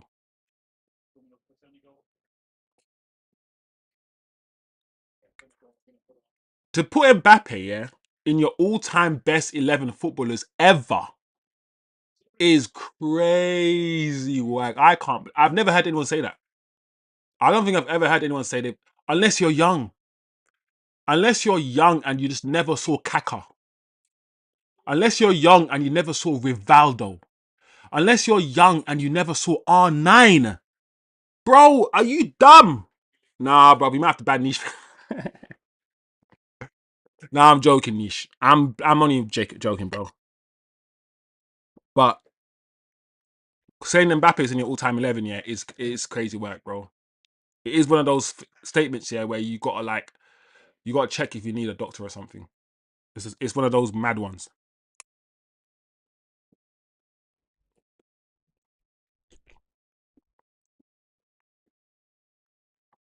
Big up Samson. Big up Samson. Jumping in the chat says Ronaldinho is the daddy. Bro, I just can't understand, bro, how Ronaldinho is, for me, Ronaldinho's my goat. And Ronaldinho will always be my goat. And I like Mbappe. Mbappe is good. Let's listen, I don't want to spend time, yeah, just keep kicking Mbappe. Because it's gonna make it sound like I don't rate him. Let me be clear. I rate Mbappe. Mbappe is a good player, bro. Very good footballer. He's just not he's just not as good as a lot of people say he is. That's all. You know them levels. But I like Mbappe. He's good. He's a good baller. I wonder though, just like all of these other players, when Mbappe loses his speed, when he can't run past players anymore, and he has to just use his football ability, when he can't use his cheat code, which is his speed, and all he's got is just his football, can he still play up front? You know how Ronaldo has no speed now? Yeah? Cristiano Ronaldo is just, he walks on the pitch and he's invented this game and he's become a striker.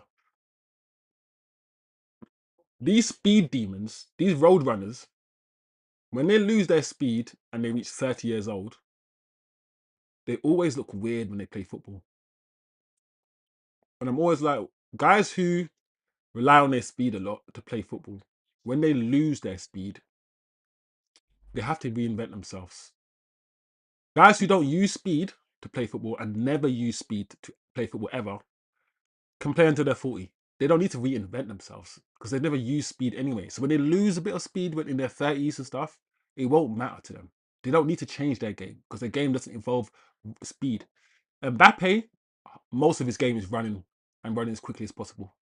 Once he slows down, I'm going to be very intrigued to see what happens to him on how he plays football.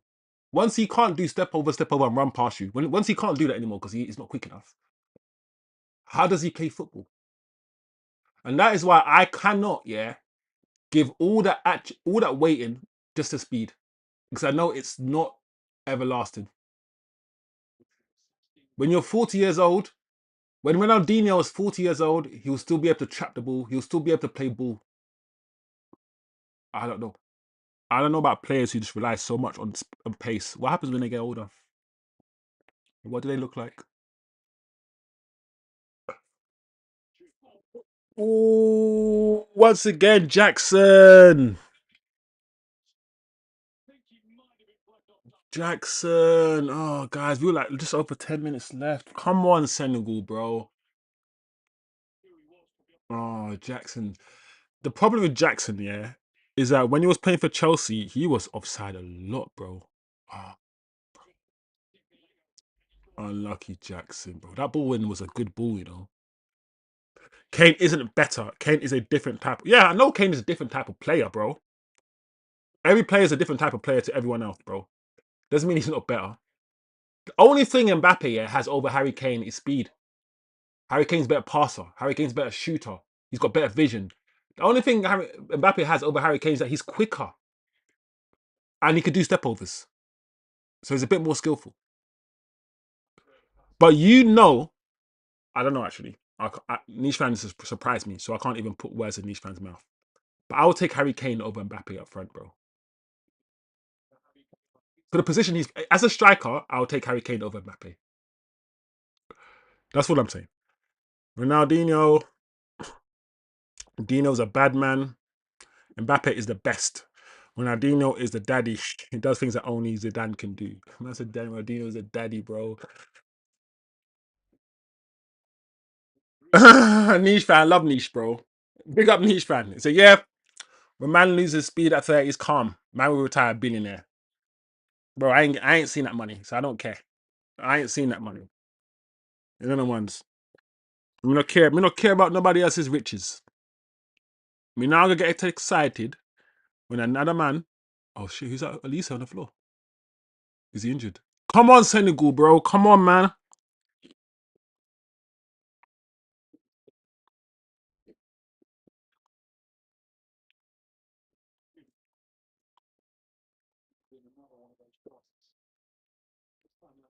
All right, we can't agree on Mbappe, but can we at least agree that France haven't been impressive, and there's no right. They have no automatic right to win this competition. But these tournaments here, there's so many games now. There's the group games, and you don't even go straight into the quarterfinals or anything. You go into like a round of like 16 or something. So there's a few more games in this tournament. And essentially, what I'm trying to say here is that teams will grow it. Oh my lord! Again. Do a finish. Got finish. Oh, I see. It's done. It's done. Bacola. Who was talking about Bacola like he can't finish? Who was saying that Bacola can't finish? It's done now. At the end of the day, I said France are top heavy, and it seems as if it's worked. They just have too much quality. I never even realized Barcola was on the pitch. Who did he come on for?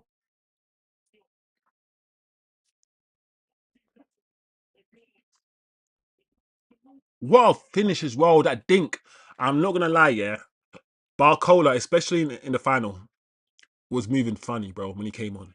And when I saw that was a Barcola that was through, oh, that run from Barcola was good. Who was it? Who passed it? That dink, oh, it was nice. It's nice. Nice. Too quick, bro. France are too quick. And do you know what? Senegal have themselves to blame. I'm not gonna forget, and I don't think I can forget that Sar miss, bro. I can't forget that Sar miss. Guys, yeah, Dembele. Bro, Dembele is better than Mbappe. That's why he won the Ballon d'Or, bro. Here we go. That's it, niche fan. I think Dembele is a better footballer than Mbappe. But like I said, I rated Dembele for a long time. Before Dembele went to Barcelona, I was like, oh, Dembele is such a saucy baller. I love dribblers, bro. Not the Mbappe dribblers who just kick the ball and run. I mean dribblers like Hazard with the balls close to their feet, like Ronaldinho, where your ball manipulation is so good that the ball stays close to your feet, like Lionel Messi. Then there's a Rashford and the Mbappe dribblers who the ball's not really close to their feet. They're just quick. So they kick the ball 3 yards, run. Kick the ball 3 yards, run. Messi, Ronaldinho, every step, yeah, they touch the ball. So they're running with the ball. Mbappe's and these guys, they're pushing the ball along. Step over, push. Ronaldinho is glued to his feet. Messi is glued to his feet. This is different. It's different. And that's why I've liked Dembele, because when Dembele moves with the ball, yeah, I've always preferred him, how he moves with it. And to show that Dembele is better footballer than Mbappe, always pay attention to the footballers who can play multiple positions, who can drop deep and play in the midfield and stuff, and then go wide. Dembele can go wide, then he go up front, Then you'll drop deep and play midfield, bro. If you're doing that shit, yeah, it means you are a baller, bro. It means you're a baller. Oh, that pass is crap, bro. Senegal, man. Yeah, yeah. I know, niche fan. You don't like footballers. You don't like to watch actual football. You like to watch people just run quick. I prefer football over speed. You prefer speed over football, and that's fine. But I don't watch football for speed. I watch football for football. I want to see good football. You want to see people run. Oh, you want to see speed. You said you take speed over technicality over everything, and that to me is crazy. It's crazy. Speed over everything. Also, I feel like it's scary because it's showing what football's become. It's not from when people are saying they'll take someone who's quick over someone who's good at football.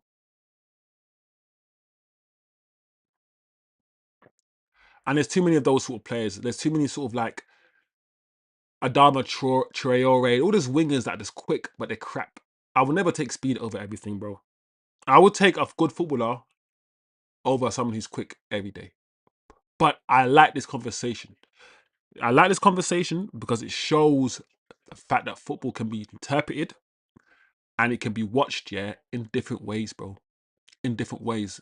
As much as I think the way I see football is correct, a next man will watch football in a whole different way to you.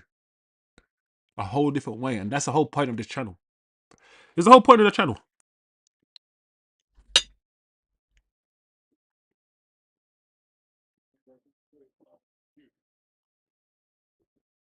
The whole point of the channel, man. Everyone's got different perspectives, bro. I will disagree with Niche fan all day long. Disagree with Niche fan all day long. Man is entitled to his opinion, and he sees football the way he sees football, bro. And that's it. And if Niche fan was going to construct a team of speed demons, I reckon Niche fan's team would win. I reckon Niche fan's team would win. Funny enough, it is what it is. Like now, Niche fan. Imagine if you made a team, Niche fan, of all the quickest footballers in the world. Like Obafemi Martins is in there, Mbappe's in there. Ha! Bro, that team would be wild. France are dominating now. Mane should be out of the team. Samson, you don't think Mane is good enough? You mean out of the team as in you should be subbed off for someone else? That's a big call, Samson, to take Mane off, or to not include Mane. A massive call. Yeah, man. And in the end, it's a quality up front. We knew it. France have quality up front, and in the end, it was the quality up front that's told today, guys. Saar and all these guys, and then you got Elise, you got Doué, you got Barcola on the bench. In the end, France haven't played better than Senegal. They just have better forwards, and in the end, their quality shone. Mm. Nah, niche fan. What you're doing, yeah, you're talking about good footballers who are also quick, bro. Like you can be quick all you like, yeah, but if you're not good at football, if you ain't got the tech, yeah, there's no point of having speed, and that's why I'm saying like all the speed guys that you like, yeah, they're still techie.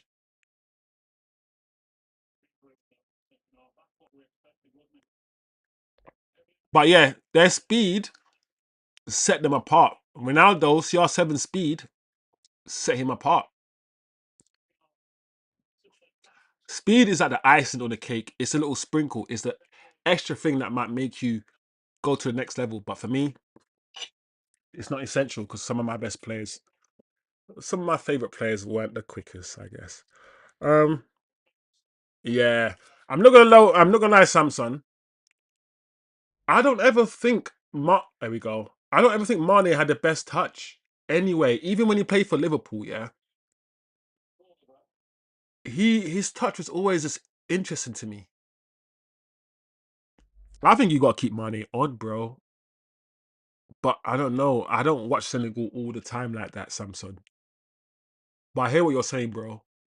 His touch is heavy, but I'm not gonna lie, Samson. I'm watching this game, and from start to finish, a lot of these players, their touches have been crap. This game hasn't been a good game, guys.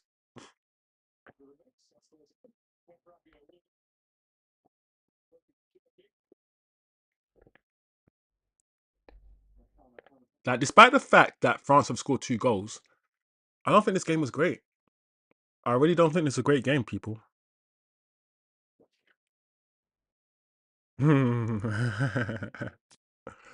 I'm not. Well, if it was 10 Mbappes against 10 Ronaldinho's,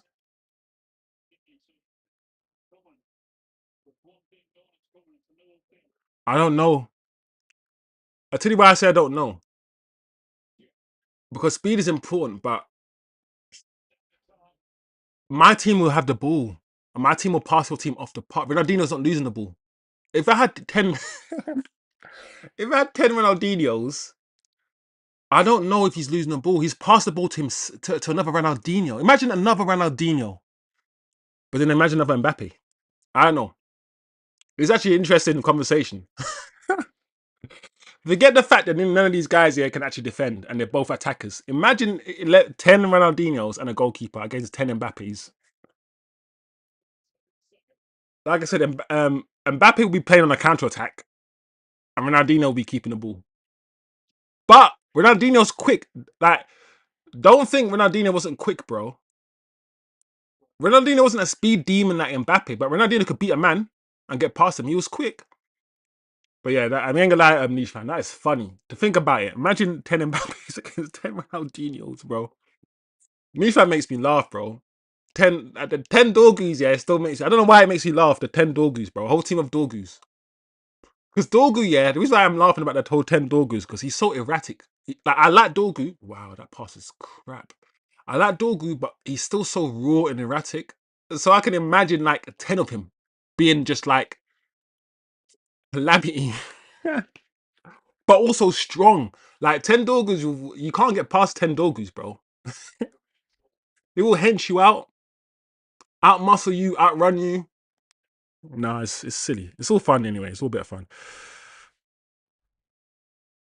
Yeah. Your team, yeah, would break away from my team. Mbappe counter attack, bam. But my team will be bare through balls.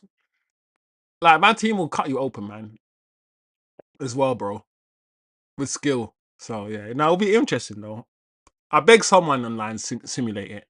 I want there to be a simulation, like 10 Mbappes against Martinez. Someone should simulate that, bro, so I can see it. That would look crazy. That would look crazy. Um, the midfield made the difference. 2 passes opened the Senegal defense. Do you know what, Samson? At the start of the match, I was worried about Dembele playing the 10. I said Dembele plays false 9 for PSG, essentially a striker. But like Harry Kane, he drops deep to allow his wingers to become attackers sometimes. That's how Dembele plays, right? And that's what Dembele played for France. I'm like, he's technically playing a 10 here. And there's a difference between a full striker, i.e., I choose to drop back sometimes, and a 10, whereas I am back. And I thought, I don't know if Dembele can do the hustle and bustle in that midfield. I didn't know Dembele can do the 10 role properly, but Dembele's been all right. He's been all right. And yeah, I feel like the midfield battle, the midfield quality is there, but just the attacking quality as well. That dink finish from Barcola compared to the flipping side foot stupid finish, yeah, from Ismail Sarr. That quick shot from Mbappe, round the corner, bam, right foot, bottom corner. That's the quality, bro. And look, and these guys are bringing on Cherky. They brought on Cherky, bro. Imagine, yeah, Cherky, one of the better ballers in the world, an absolute baller. Imagine bringing him on like at the 70-minute mark. Imagine having Barcola on the bench.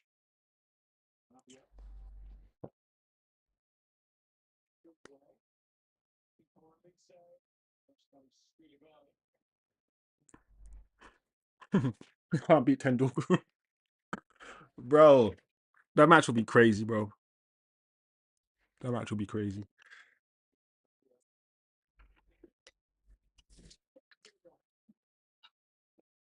It's interesting I said how hungry I was, but I haven't even. Hey, finish,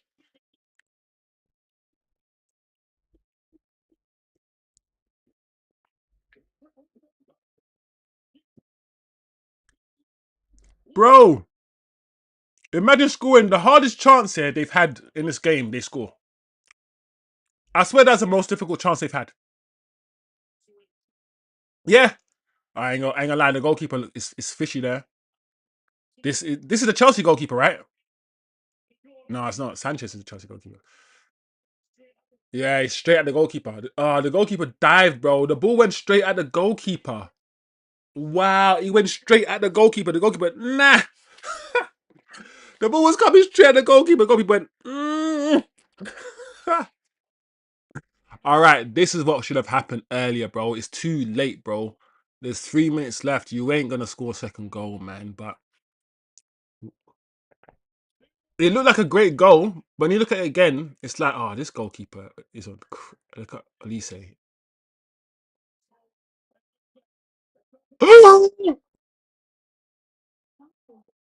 Niche fan, Niche fan, you're the MVP of the chat. Niche fan's the MVP of the chat. Niche fan can take his drink and go home now. Niche fan said, "Hold my beer." Niche fan, well done, bro. Mbappe out of nowhere. Oh my lord, bro. That is a that is a finish, Mbappe. Listen, I said Mbappe is one of the best footballers in the world. I've never said he's not great. I just don't find him as great as a lot of people. But this stuff, that's that. Hold a second. Let me see the. Let me watch it back. Let me see this goalkeeper. Oh, the goalkeeper should have saved it. Mendy. What is this, Mendy, bro? Mendy, bro. I'm not gonna lie, watching it back, yeah. Mendy, you gotta save that, bro. But the pace, one, I don't think Mendy expected it. I never expected it. I never expected it. Mendy didn't expect it, and two, I think the pace on it. But at the same time, I watch it back, I'm like, bro, it wasn't actually in the top corner, and he died for it, and it kind of went. He died for it, and it went beside his hand. So he could have saved it if he just chose the different. I don't know. It was a good goal though. I ain't gonna take anything away from Mbappe. The audacity to pick the ball up, yeah, from 30 yards like that, yeah. That's the audacity, bro. The audaciousness. To pick the ball up like that and go, wham, baller, bro. Listen, like I said, I know one said Mbappe was not a baller. I'm gonna keep repeating myself. I just don't. I can't put him in no all-time 11, bro. That's wild. He's not better than CR7. But what a goal, bro. I saw CR7, yeah, do madness, bro. I see CR7 score free kicks from 40 yards. I can't put Mbappe above CR7. Not even. I don't even. The thing is, I'm not a CR7 lover, bro. I think Messi's better than him. But what a goal, man. What a goal from Mbappe, bro. What a finish. Slap. Slap. So what? Mbappe scored 2 goals, yeah? Has he arrived now? Are we now living in Mbappe's world all of a sudden? Is he gonna take over the World Cup now?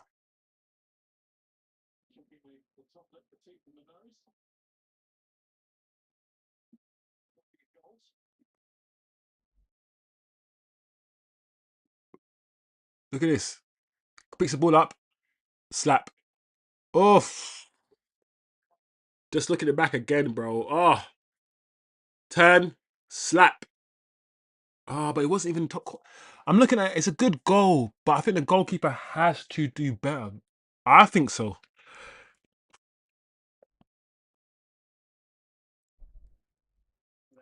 Yeah, I might agree with you, Niche fan. Has there been a better goal than Mbappe's goal just now at the World Cup? Has there been a better goal? That might be the goal of the tournament. I've seen most of the goals. I've watched most of the games. I've watched the highlights of most of the games. There's been some good goals, especially New Zealand and whatnot. But yeah, that finish was yeah. You can't listen. I spent most of the no, I lied. Not most of the stream. I spent a good portion of the stream.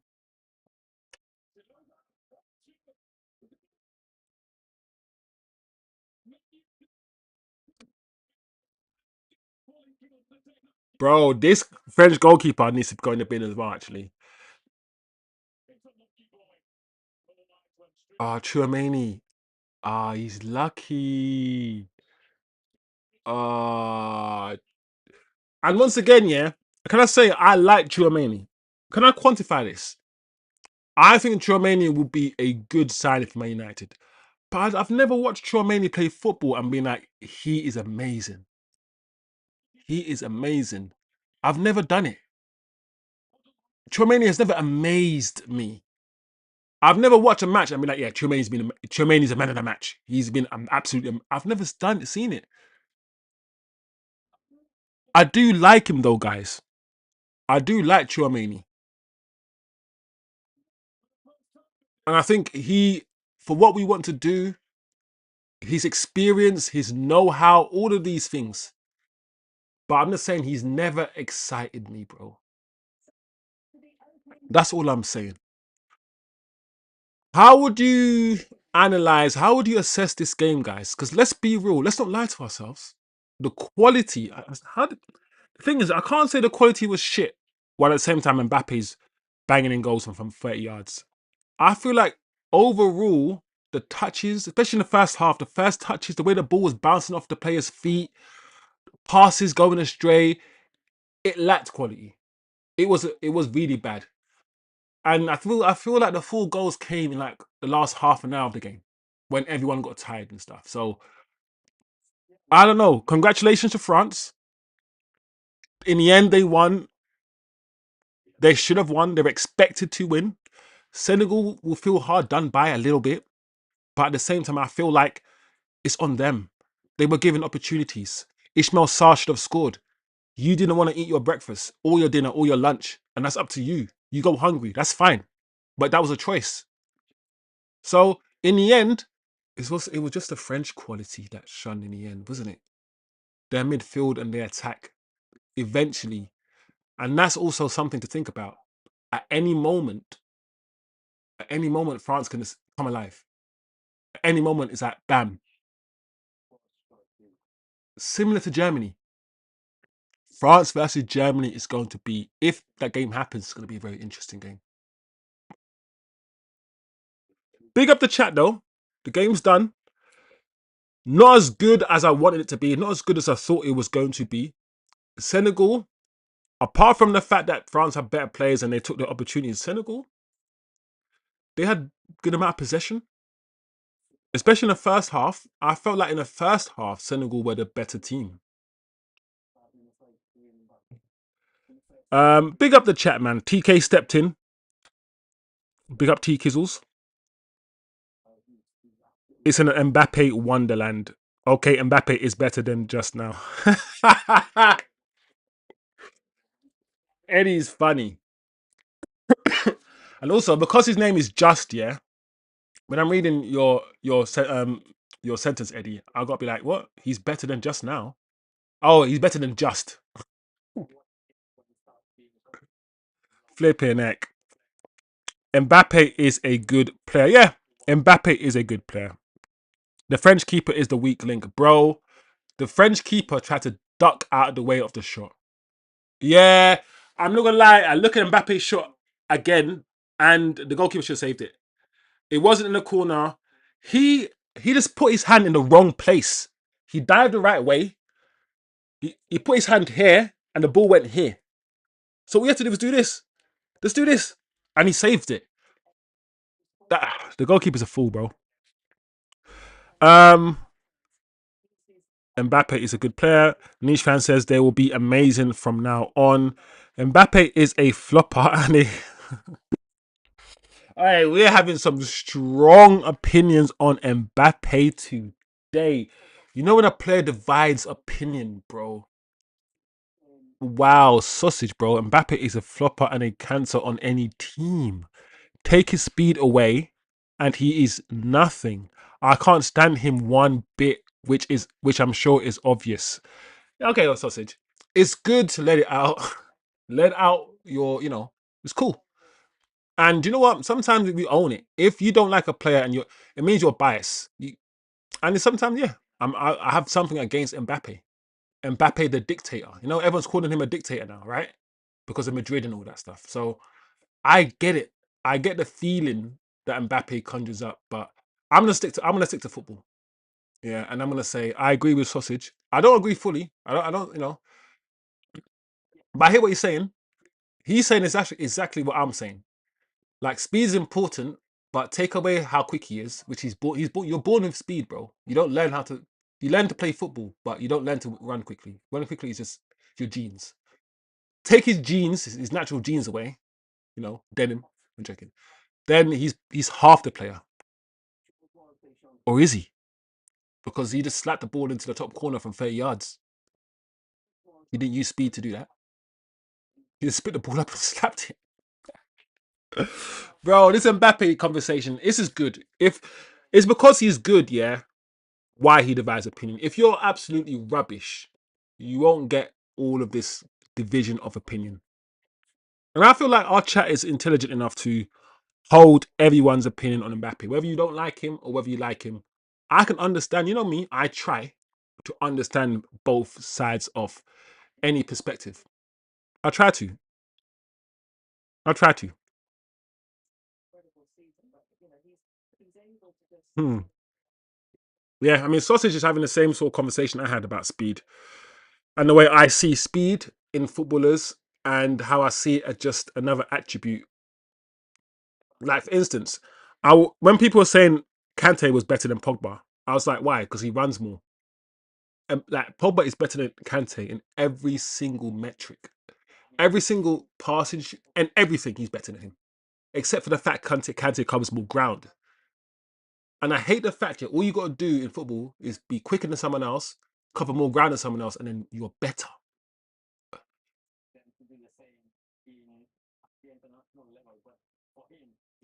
But opinions, man. TK said, "Don't hold back, sausage." And that's why TK. That's what I was saying. I said, "Whoa, whoa!" When I was about to read it out, I was like, "Wow, he's a cancer." But I understand why sausage said it. It's hard, bro. This Mbappe thing is nuanced, bro. Because you have some Mbappe worshippers on that side. You worship him. Then you have people who want who want to stone him. And as usual, I think the truth is nuanced and will probably be somewhere in the middle. But it is what it is, guys. Mbappe's good player, guys. For me, Mbappe is a good player. I just feel like there are like 15% of the football fan base that might overrate him. That's all. He's good. Yeah, he's a French Rashford. He's a French Rashford. He's better than Rashford though. But he's kind of like the French Rashford. That's kind of how I put. That's where I position him. If Rashford's an 8 out of 10, Mbappe's a 9 out of 10. Mbappe is just a slightly better Rashford.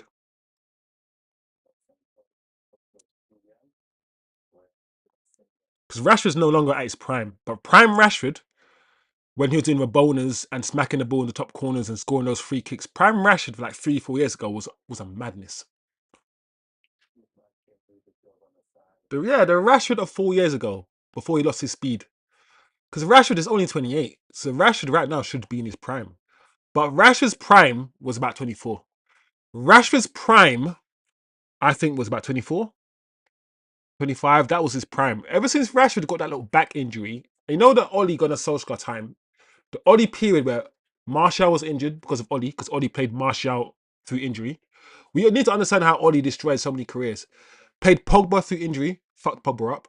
Played Rashford through injury, fucked Rashford up. Oli, since Rashford had that back injury and he came back and he wasn't as quick, this hasn't been the same. He hasn't been the same, Rashford.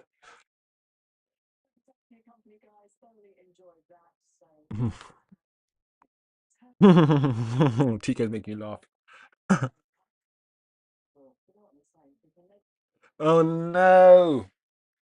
All right. Cancerous personality. Yeah, Rashford slowed down because of his injury. He's back. We know about Rashford's back injuries. I just feel like Ollie.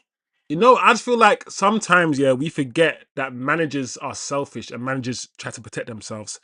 And when Pogba kept coming back and playing through injury for Oli, and he wasn't playing that great, and people used to just throw stones at him, and I'm like, this guy's playing through injury.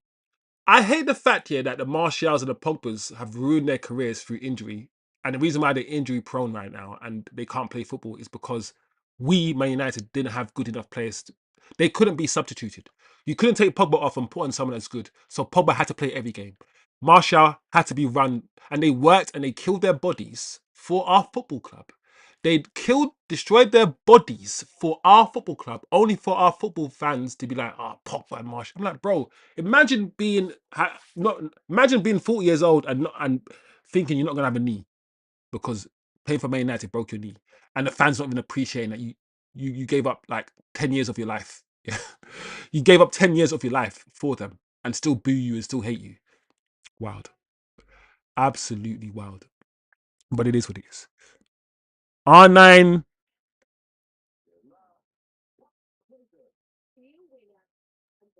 TK says Mbappe doesn't make his starting 11. I'm not gonna lie, yeah. If I if I was manager of the French squad, I'm not sure he does either. I'm practically starting the same attackers, and I'm putting Dembele as a false nine. I'm doing the PSG thing. I'm doing the PSG thing. I'm doing Dembele false nine. But the thing is, do France have the PSG midfield? You can't do the PSG thing because France's midfield. The thing is, France have players that can do it, but this manager always brings, yeah, the big. He always brings like a Rabiot and Chouameni's. He always brings those sort of French players to play in the midfield.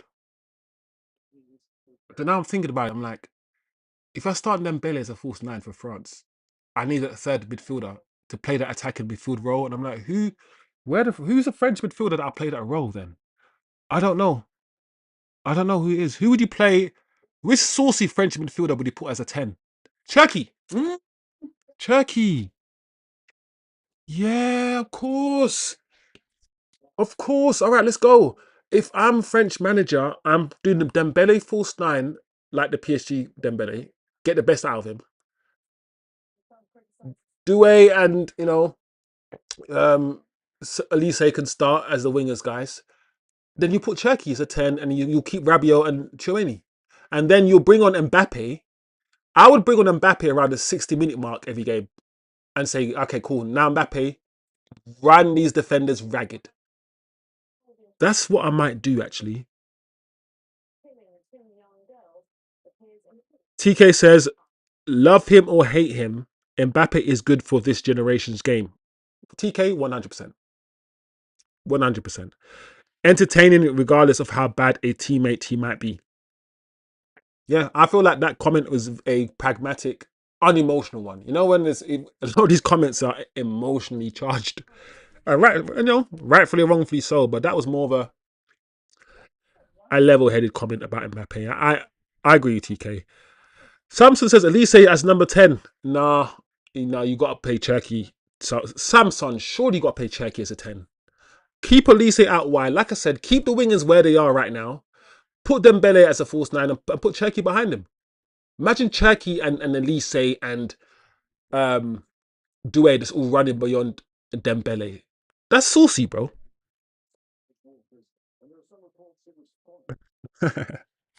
No, niche fan, I hear what you're saying. If I, the way that I want football to be played and the football that I want to see, because what we saw, yeah, was France not playing well, France not passing the ball well, and we saw counter-attacking football. I'm saying if France want to play good football, control the game, and all these things, I would play that team.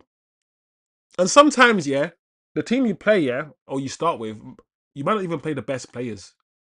Sometimes some of the best players don't make the best team. And I think that we've seen that. When Mbappe plays for PSG, when Mbappe plays for Madrid, we haven't seen the best PSG and we haven't seen the best Real Madrid. And Mbappe is a great player. And sometimes I feel like to construct a team, you got to think about the team and the attributes of all the players. And sometimes you got a player who's really good,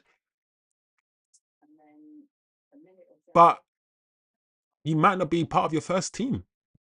He might be better than any single individual, in your first team, talent wise, but I don't know. I think you understand what I mean. But anyway, guys, rather watch Mbappe than Australia versus Turkey is all I'm saying. Yeah, yeah. Listen, I like Mbappe. Mbappe scored 2 goals and he started his World Cup, guys. Mbappe has arrived. We live in Mbappe's world. Whether you like Mbappe or not, as TK says, this is Mbappe's world. Right? This is the new generation's guy. And what we saw today, the first half was crap, but he came alive. That second goal, despite the fact the goalkeeper could have done better, his second goal, oof, the audacity, bro, to take that shot from 30 yards. Chef's kiss. Chef's kiss. Um, my all-time 11, bro. I can't do an all-time 11 off the top of my head, bro. I'm gonna make it. I have to. It has to be serious. But Ronaldinho's in it, Messi's in it, and R9's in it.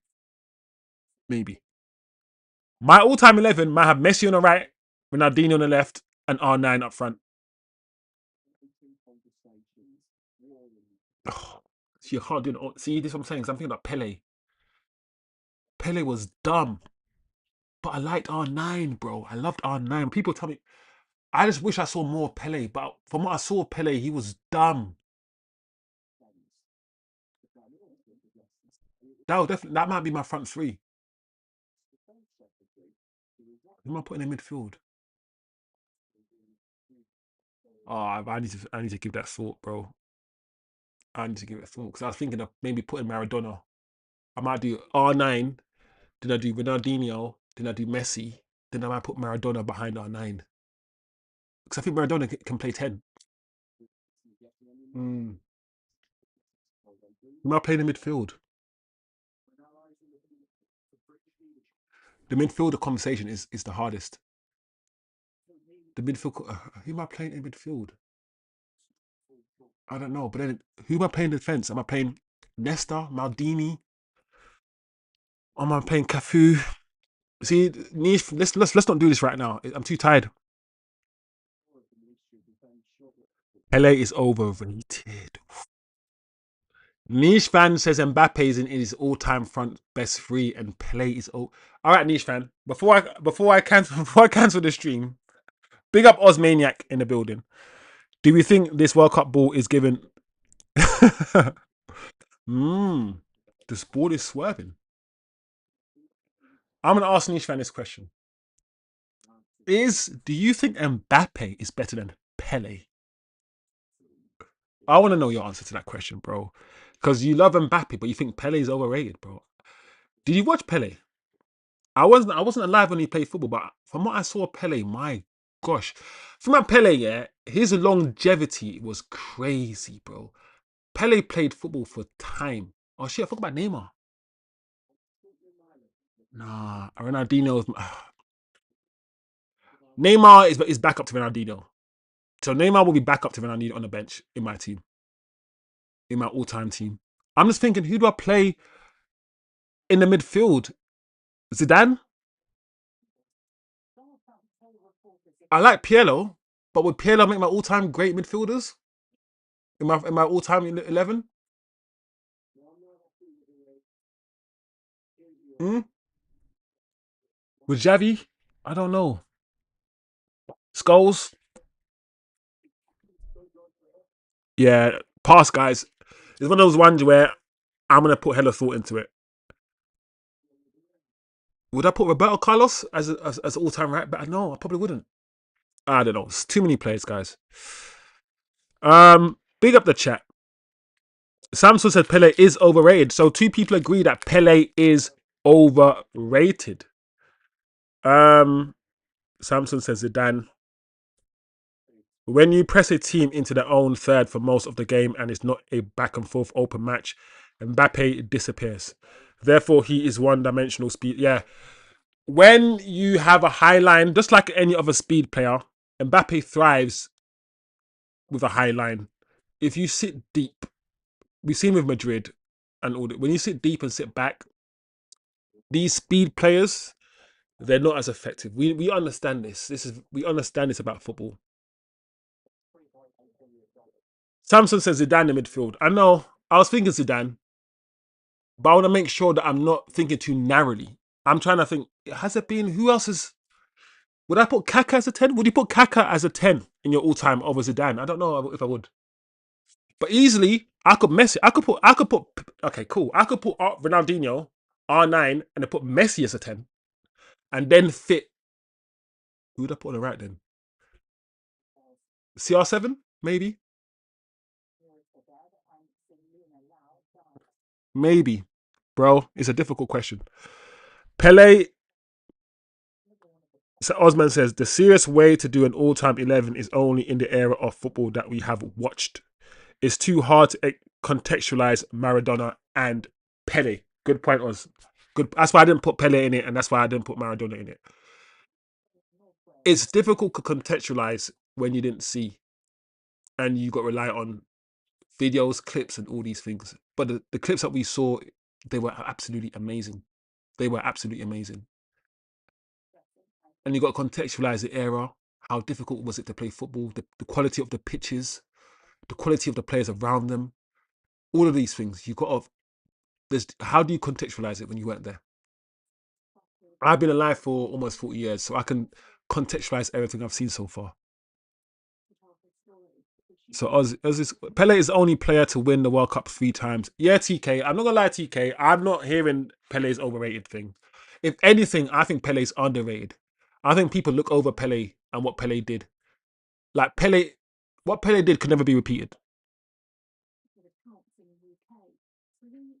And some Pele played with farmers who can't tackle. I don't know, bro. You can argue that back then they were kicking you even more than they are now. And the pitches back then were bubbling up and down, and it was a madness. And these guys were still teched off. Guys who can play football barefoot, yeah, in the sand, in the favelas, yeah, and all these things, and can play on like bubbled up pitches and shit. You got to rate them, bro. If you could play football on the dead pitches in the 60s, you got to rate it.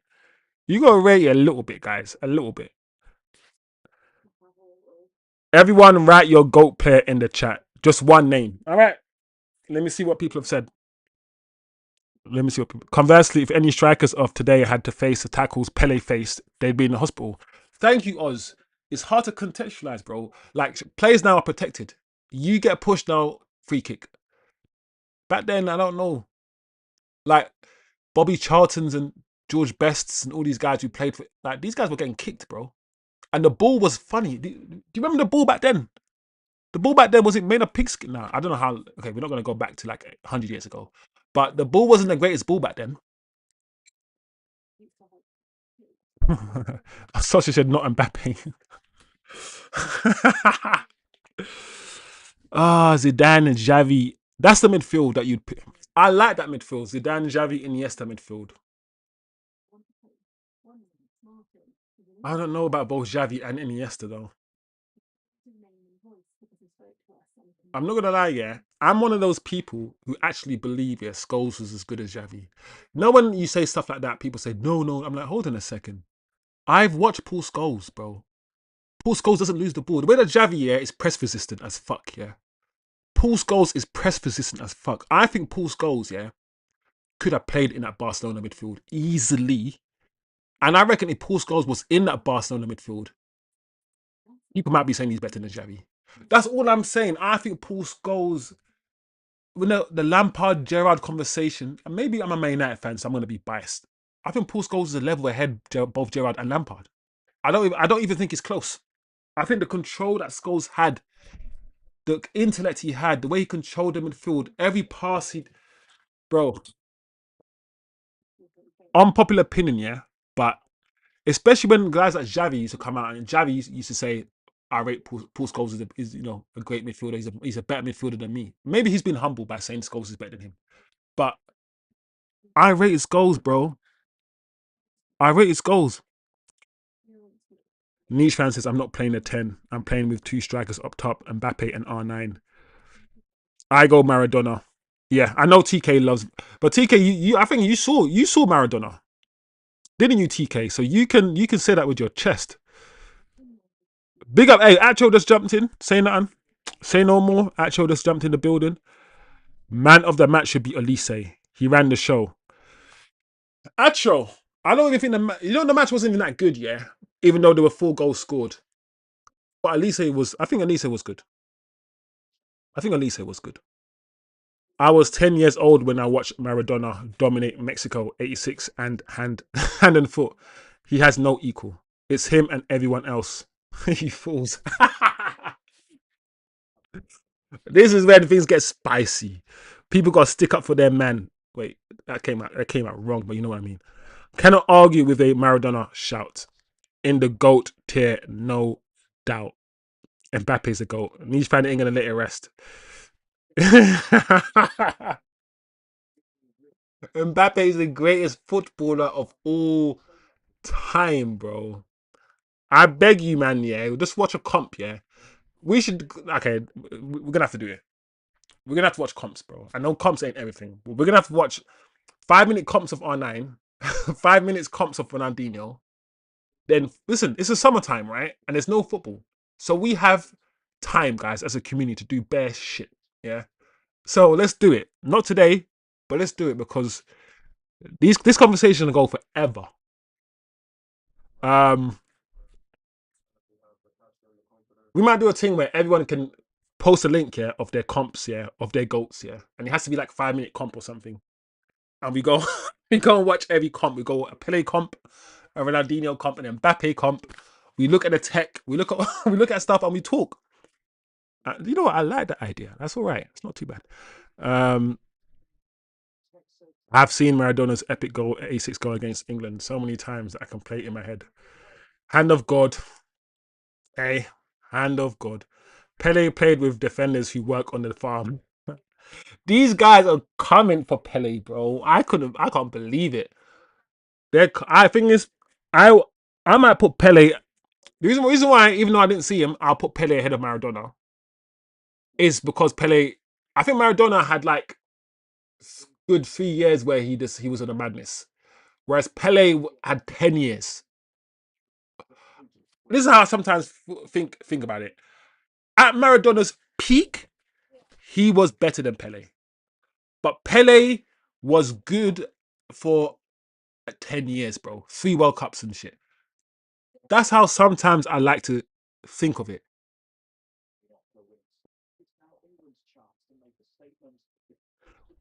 We need a simulator, bro. It'll be funny if some data freak, so we're living in a data world where all the guys who went to school with that were like on the computers all day, those guys, they run the world now, right? We live in an AI world where all the nerds at school, and I'm a nerd as well, so I can say that word. All the nerds at school and all the geeks at school that were on the computers, they now control us. They now are bosses and they now run the world. The Mark Zuckerbergs and all these guys, the guys who never got girlfriends and guys who hate women because they couldn't get girls when they were younger because all they did all day was be on the computer and code. They don't know how to talk to females. When a girl walks past them, they wet their pants, right? These guys, they run our world now. They run our world. They're the richest people in the world. Elon Musk, these guys, right? No social skills. So these guys, I'm pretty sure we can get one of these idiots to simulate this shit. Simulate something where we can see 10 Ronaldinho's on the pitch against 10 Mbappe's. Um, uh, oh yeah, the Coke Rage celebration versus Greece. Hey, who was it? Who was it that celebrated maybe a decade ago by sniffing the white on the pitch? Tell me, guys. Remind me. Somebody, not recently, but someone celebrated, and they celebrated by going to the pitch and going to the white line of the pitch, the markings of the pitch, and pretending they're sniffing. I remember seeing that celebration somewhere. My iPad's about to die again. I need a charge.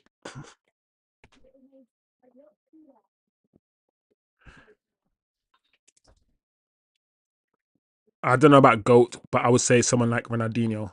I did like Ballon d'Or, CR7. Beba? Do you say Berbatov? Say no more. Berbatov? Henri. I think Henri, yeah. Thierry Henry is more of a shout than you think, you know. I feel like Thierry Henry is up there. I think he's up there.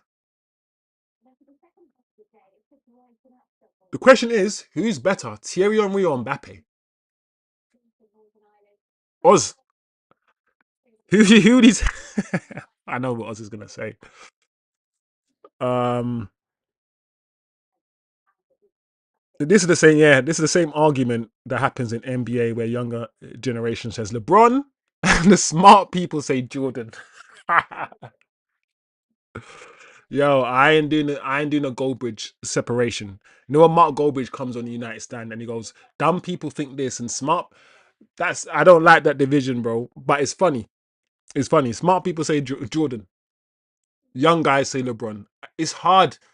Now I know, yeah. When I was younger and the older people, not old people, used to tell me some shit about stuff and I used to be like, whatever, man. What are you talking about? Now I get it. Because now that I'm older and I see the youngsters talk about some of these young players and say they're better than this and they're better than that, I'm like, huh? No, how are you? I get it. That's all you've seen. All you know of football is what you've seen of football. You weren't there when football was good, when football was m- maybe more joyful to watch than it is now. You weren't around. So all you have is a world that's been presented in front of you. That's all you have. That's all you know. So I get that. Context is important. I get that. I get it. But still, so I don't think you need context. Sometimes you can just watch. You can actually watch Ronaldinho games. You can watch 90-minute games of Ronaldinho. Mm.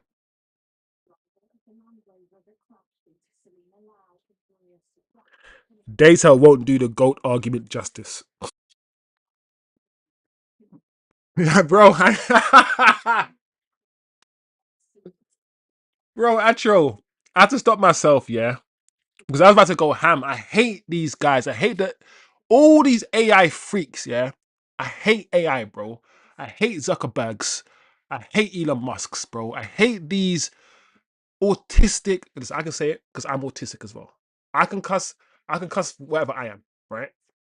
But these guys who now control the world and they're now designing the world in their image, right? So we all live in their world, bro. It just pisses me off. It pisses me off. But it is what it is. So I was emptying the mag, bro. A side quest. It wasn't even football. It wasn't even football related. My side quest, I emptied it in my side quest and I came back to the main quest. Yeah, that's what happened. Um, I just asked 4 different AI bots for goal in football, and they all agreed that it's not Mbappe. Bro, this chat is making me laugh, bro. I swear down. Oh man, I could just let me just read the chat. I don't even need to speak. Just read the chat. Didn't Mutu from Chelsea do that? Oh yes, TK. Yes, it was Mutu. Yes, Adrian Mutu. Yes. Let me Google. Quick type. Was it Mutu? Cocaine. Oh, can I say that? Can I say the C word? I don't know what I can say on YouTube. Can I? Cocaine. Shadow ban. Shadow ban. You got a shadow ban. How about this? Genocide. Oh, ooh. Shadow ban. Shadow banned. What else should I say to get my channel banned? Um, in October, in October 2004, Chelsea striker Adrian Mutu at no, hold on, that's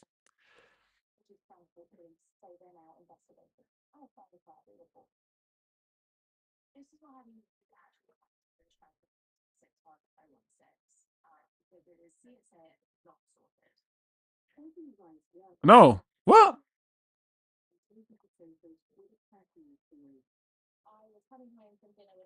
No, no. Mutu actually took the cocaine, but I don't know if he did a celebration. Yeah, it was Robbie Fowler. Yeah, let me Robbie Fowler. Robbie Fowler. Robbie Fowler. It's too late now. In other words, I've said the word cocaine. It's too late now. I've said it. I don't know the rules. I've said it. Whatever. It means that this means this video ain't gonna get pushed. It is what it is. Yeah, 1999, Liverpool 3, Everton 2. Robbie Fowler mimics snorting cocaine along the white touchline. Yeah. Flipping heck. That's wild. Anyway, random. So random. Yeah, you got a ban. Yeah, you did. You got banned for doing it. Oz.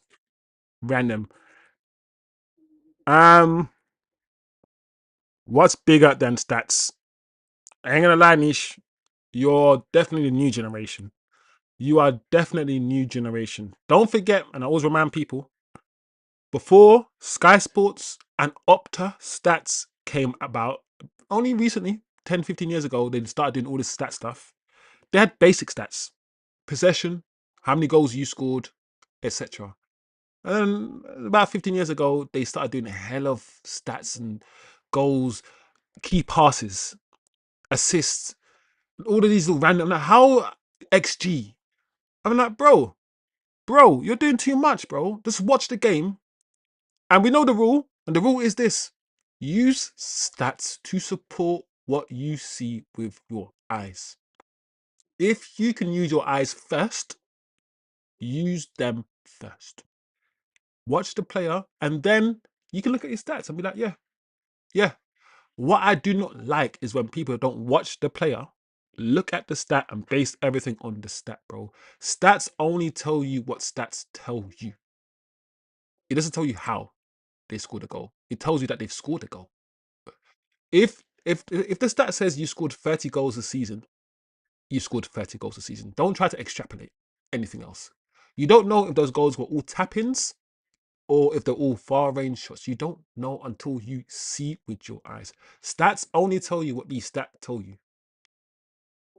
That's it. I Stats are needed. Stats are needed. Data is needed for us to understand things. But understand that all we're trying to do is get the nerds involved in football. Don't forget nerds, yeah, and these computer geeks. They don't do it. Football's not their sport. But now they can do football. Yay, we can do football now. I can do some shit. I can do this little fun diagram and do all these little Venn them stats and have these little octagon shit. Yay! It's Listen, it's fun and it is good. It is good. And it's good to see stats. It's good to see data. I'm not wrong. And that's where we're going right now. Maybe we're living in a football world where data's always been important, and the more data we have on the players, the better maybe our decisions in terms of whether we should sign them or not, and all these things. But I don't know, guys. I just feel like this data world is just taking the fun, sucking the authenticity sometimes out of the sport, bro. That's how I feel sometimes, people. Big up the chat, though. Big up the chat. Just my opinion. Just talking. Just talking football. I know some of you will agree or disagree. Um, Mbappe or Henri? Tough call, but I'll go with Henri. Only because Henri played in the meat grinder era in Prem and excelled. What would Mbappe look like if he played in the Prem? I'm not gonna. I think Mbappe will be fine in the Prem. I don't feel. I feel like Mbappe. He's not weak. He's not slow. I feel like. I feel like he'll be okay in the Prem, but not as good. I don't know. Tell Jordan to run a final with JR Henny and no Scotty plus Rodman. Yo, Dennis Rodman, yeah. Yo, big up Dennis Rodman, bro. When I saw Dennis Rodman for the first time, when I just looked at this guy for the first time ever, I was like, what? This guy doesn't care about what anyone thinks about him. He's gonna wear what the hell he wants, do what the. I rated Rodman for who he is. Rodman, bro. Nose rings and shit. Big up Samson anyway, man. Big up Samson. Samson in the chat. Just getting involved in the chat and it's talking ball. Um, Pele played with bricklayer and farmers. I don't know. I don't know why you guys say players back then were bricklayers and farmers.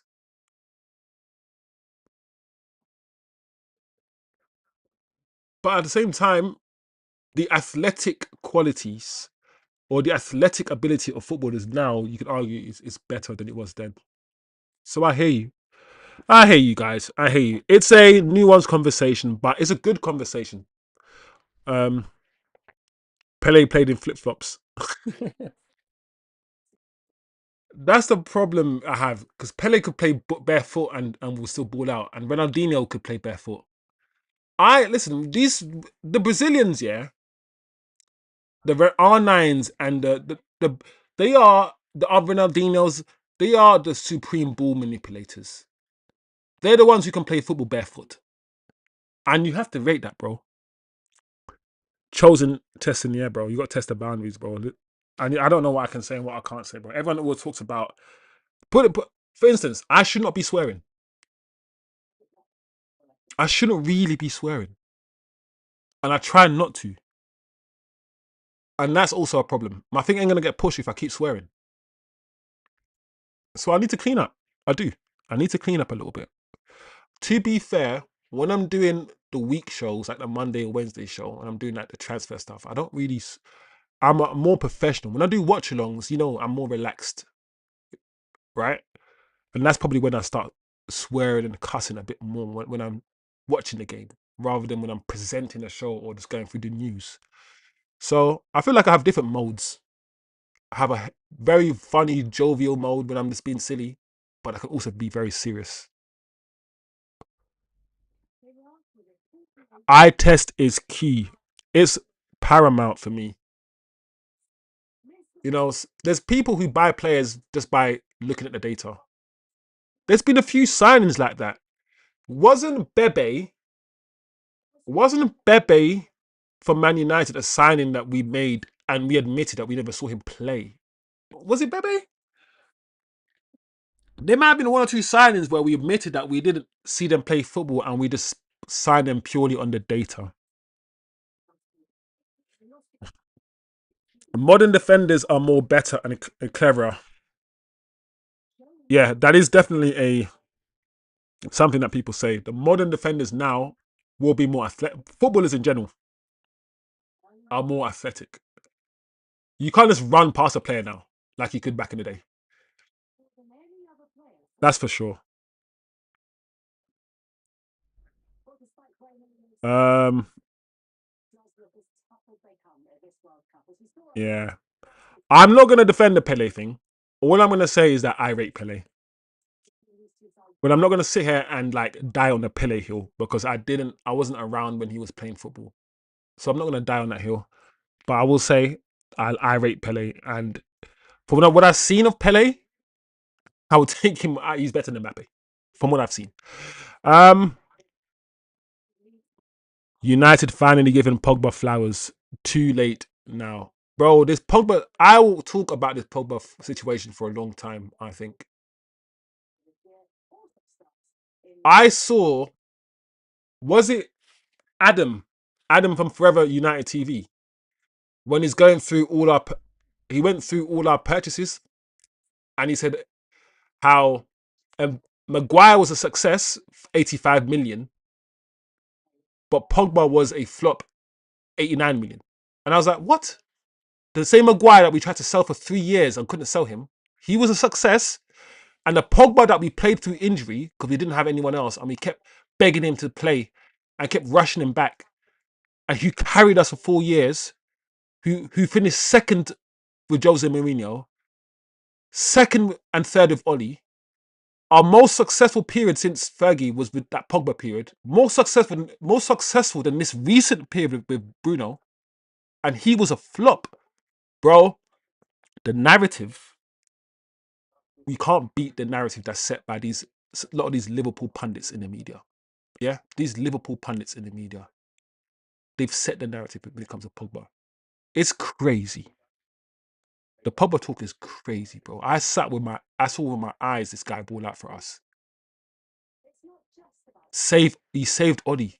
He single-handedly that when Odi came, yeah, and that run of 10 games, yeah, that we won every single game, yeah, when Odi came, when he set Pogba free, he gave Odi the job.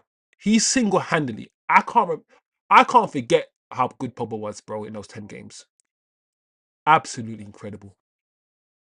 Him and Martial on that left-hand side with that 1-2s and shit. Gave Oli his job. Secured Oli his job. Oli just played these motherfuckers through injury. Anyway, time to wrap up anyway, guys. Mbappe versus Henry. I think Thierry has superior legacy at league level, but Mbappe is already a World Cup phenom in a way that Thierry never managed to be. But Thierry had transcendent flair and invention. I think the camera's off, guys, but you might still be able to hear me. So I'm going to continue anyway. Yeah, I think based on your assessment there, Oz, Henry is a more complete player. But it is what it is. Yeah, we'll see what Mbappe is on in 4 years' time. TK says the first player to wear the 10 after Pele was Zico. Oh, Zico! Bro, the thing is, TK, I'm even forgetting about those ballers like Zico. You're better than me, Chosen, with watch-alongs. When I'm watching ball, every... Bro, I want to do all of that stuff, bro. I want to shout and stuff, but I'm on the stream, so I can't, man. I gotta chill. Even little things, I can't even smash things, bro.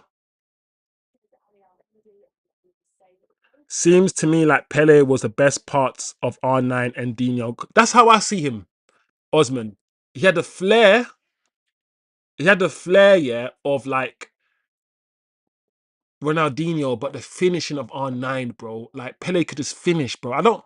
The disrespect of Pele, yeah, in this chat is crazy. I'm not a big Pogba guy, but no star player has been wronged more at United than him. Fair enough. Fair enough. Um, yeah, man. I think Pogba was an amazing footballer. I just feel like he was the one footballer that I've seen Man United wanted to do everything.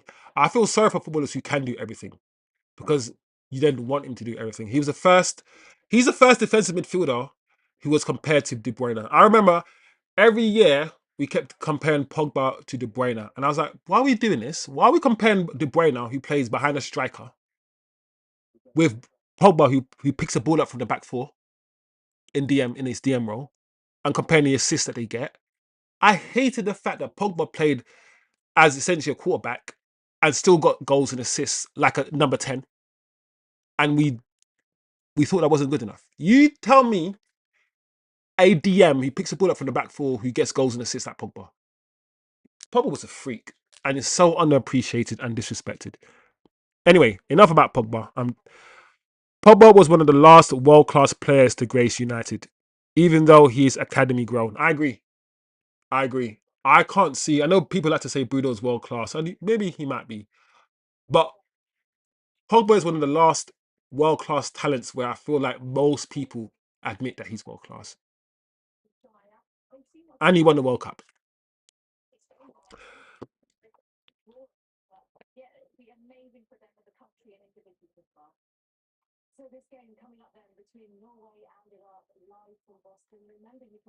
How well would that Pogba? Not the injury prone Pogba. I'm talking about Pogba, his first 3 years at United. That Pogba that was just gliding past players, dropping the shoulder. You couldn't get the ball off him. Press resistant as fuck. Yeah. Press resistant as hell. Could play 10, could play central midfield, could play DM, could play left wing, could play. When you got someone who can do that shit, yeah, it's crazy. It's crazy. I love Pogba, bro.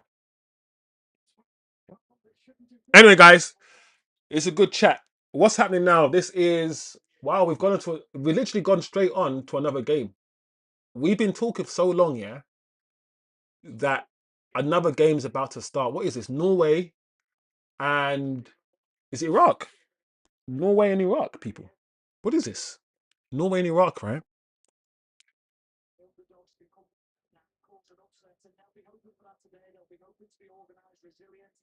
Yeah, Norway against Iraq. Erling Haaland. I'm not gonna lie, guys. I don't know any Iraqi players. Let me see Iraq. Let me see Iraq's team. Maybe I do. I just don't realize it. Let me see. Hashim, Hassan, Tassin. I don't know, guys. Dosky, Bayesh. I don't know if I know any of these guys. Al Hamadi. Yeah, I don't know if I don't know if I know any of these players. Anyway, big up the chat. All day, every day. Wednesday is tomorrow, which means tomorrow is our news show. We're gonna have to talk about this Somerville's link. Some of you guys are gonna be happy. Some of you guys are gonna be not happy. We're gonna touch on Chouameni. Spurs apparently are now our serious contenders for Tonali. What does this mean? There's so many things we got to talk about tomorrow in our new show. And also tomorrow is the England match. So I'm going to do a new show tomorrow straight away and then go into the England match afterwards. Big up the chat, big up the community. I'm probably going to watch this match as well now, but watch it off stream so I can chill for a little bit, guys. Wow, my face looks huge. I'm proper close up now. Anyway, guys, big up, and I'll see you guys tomorrow. Peace.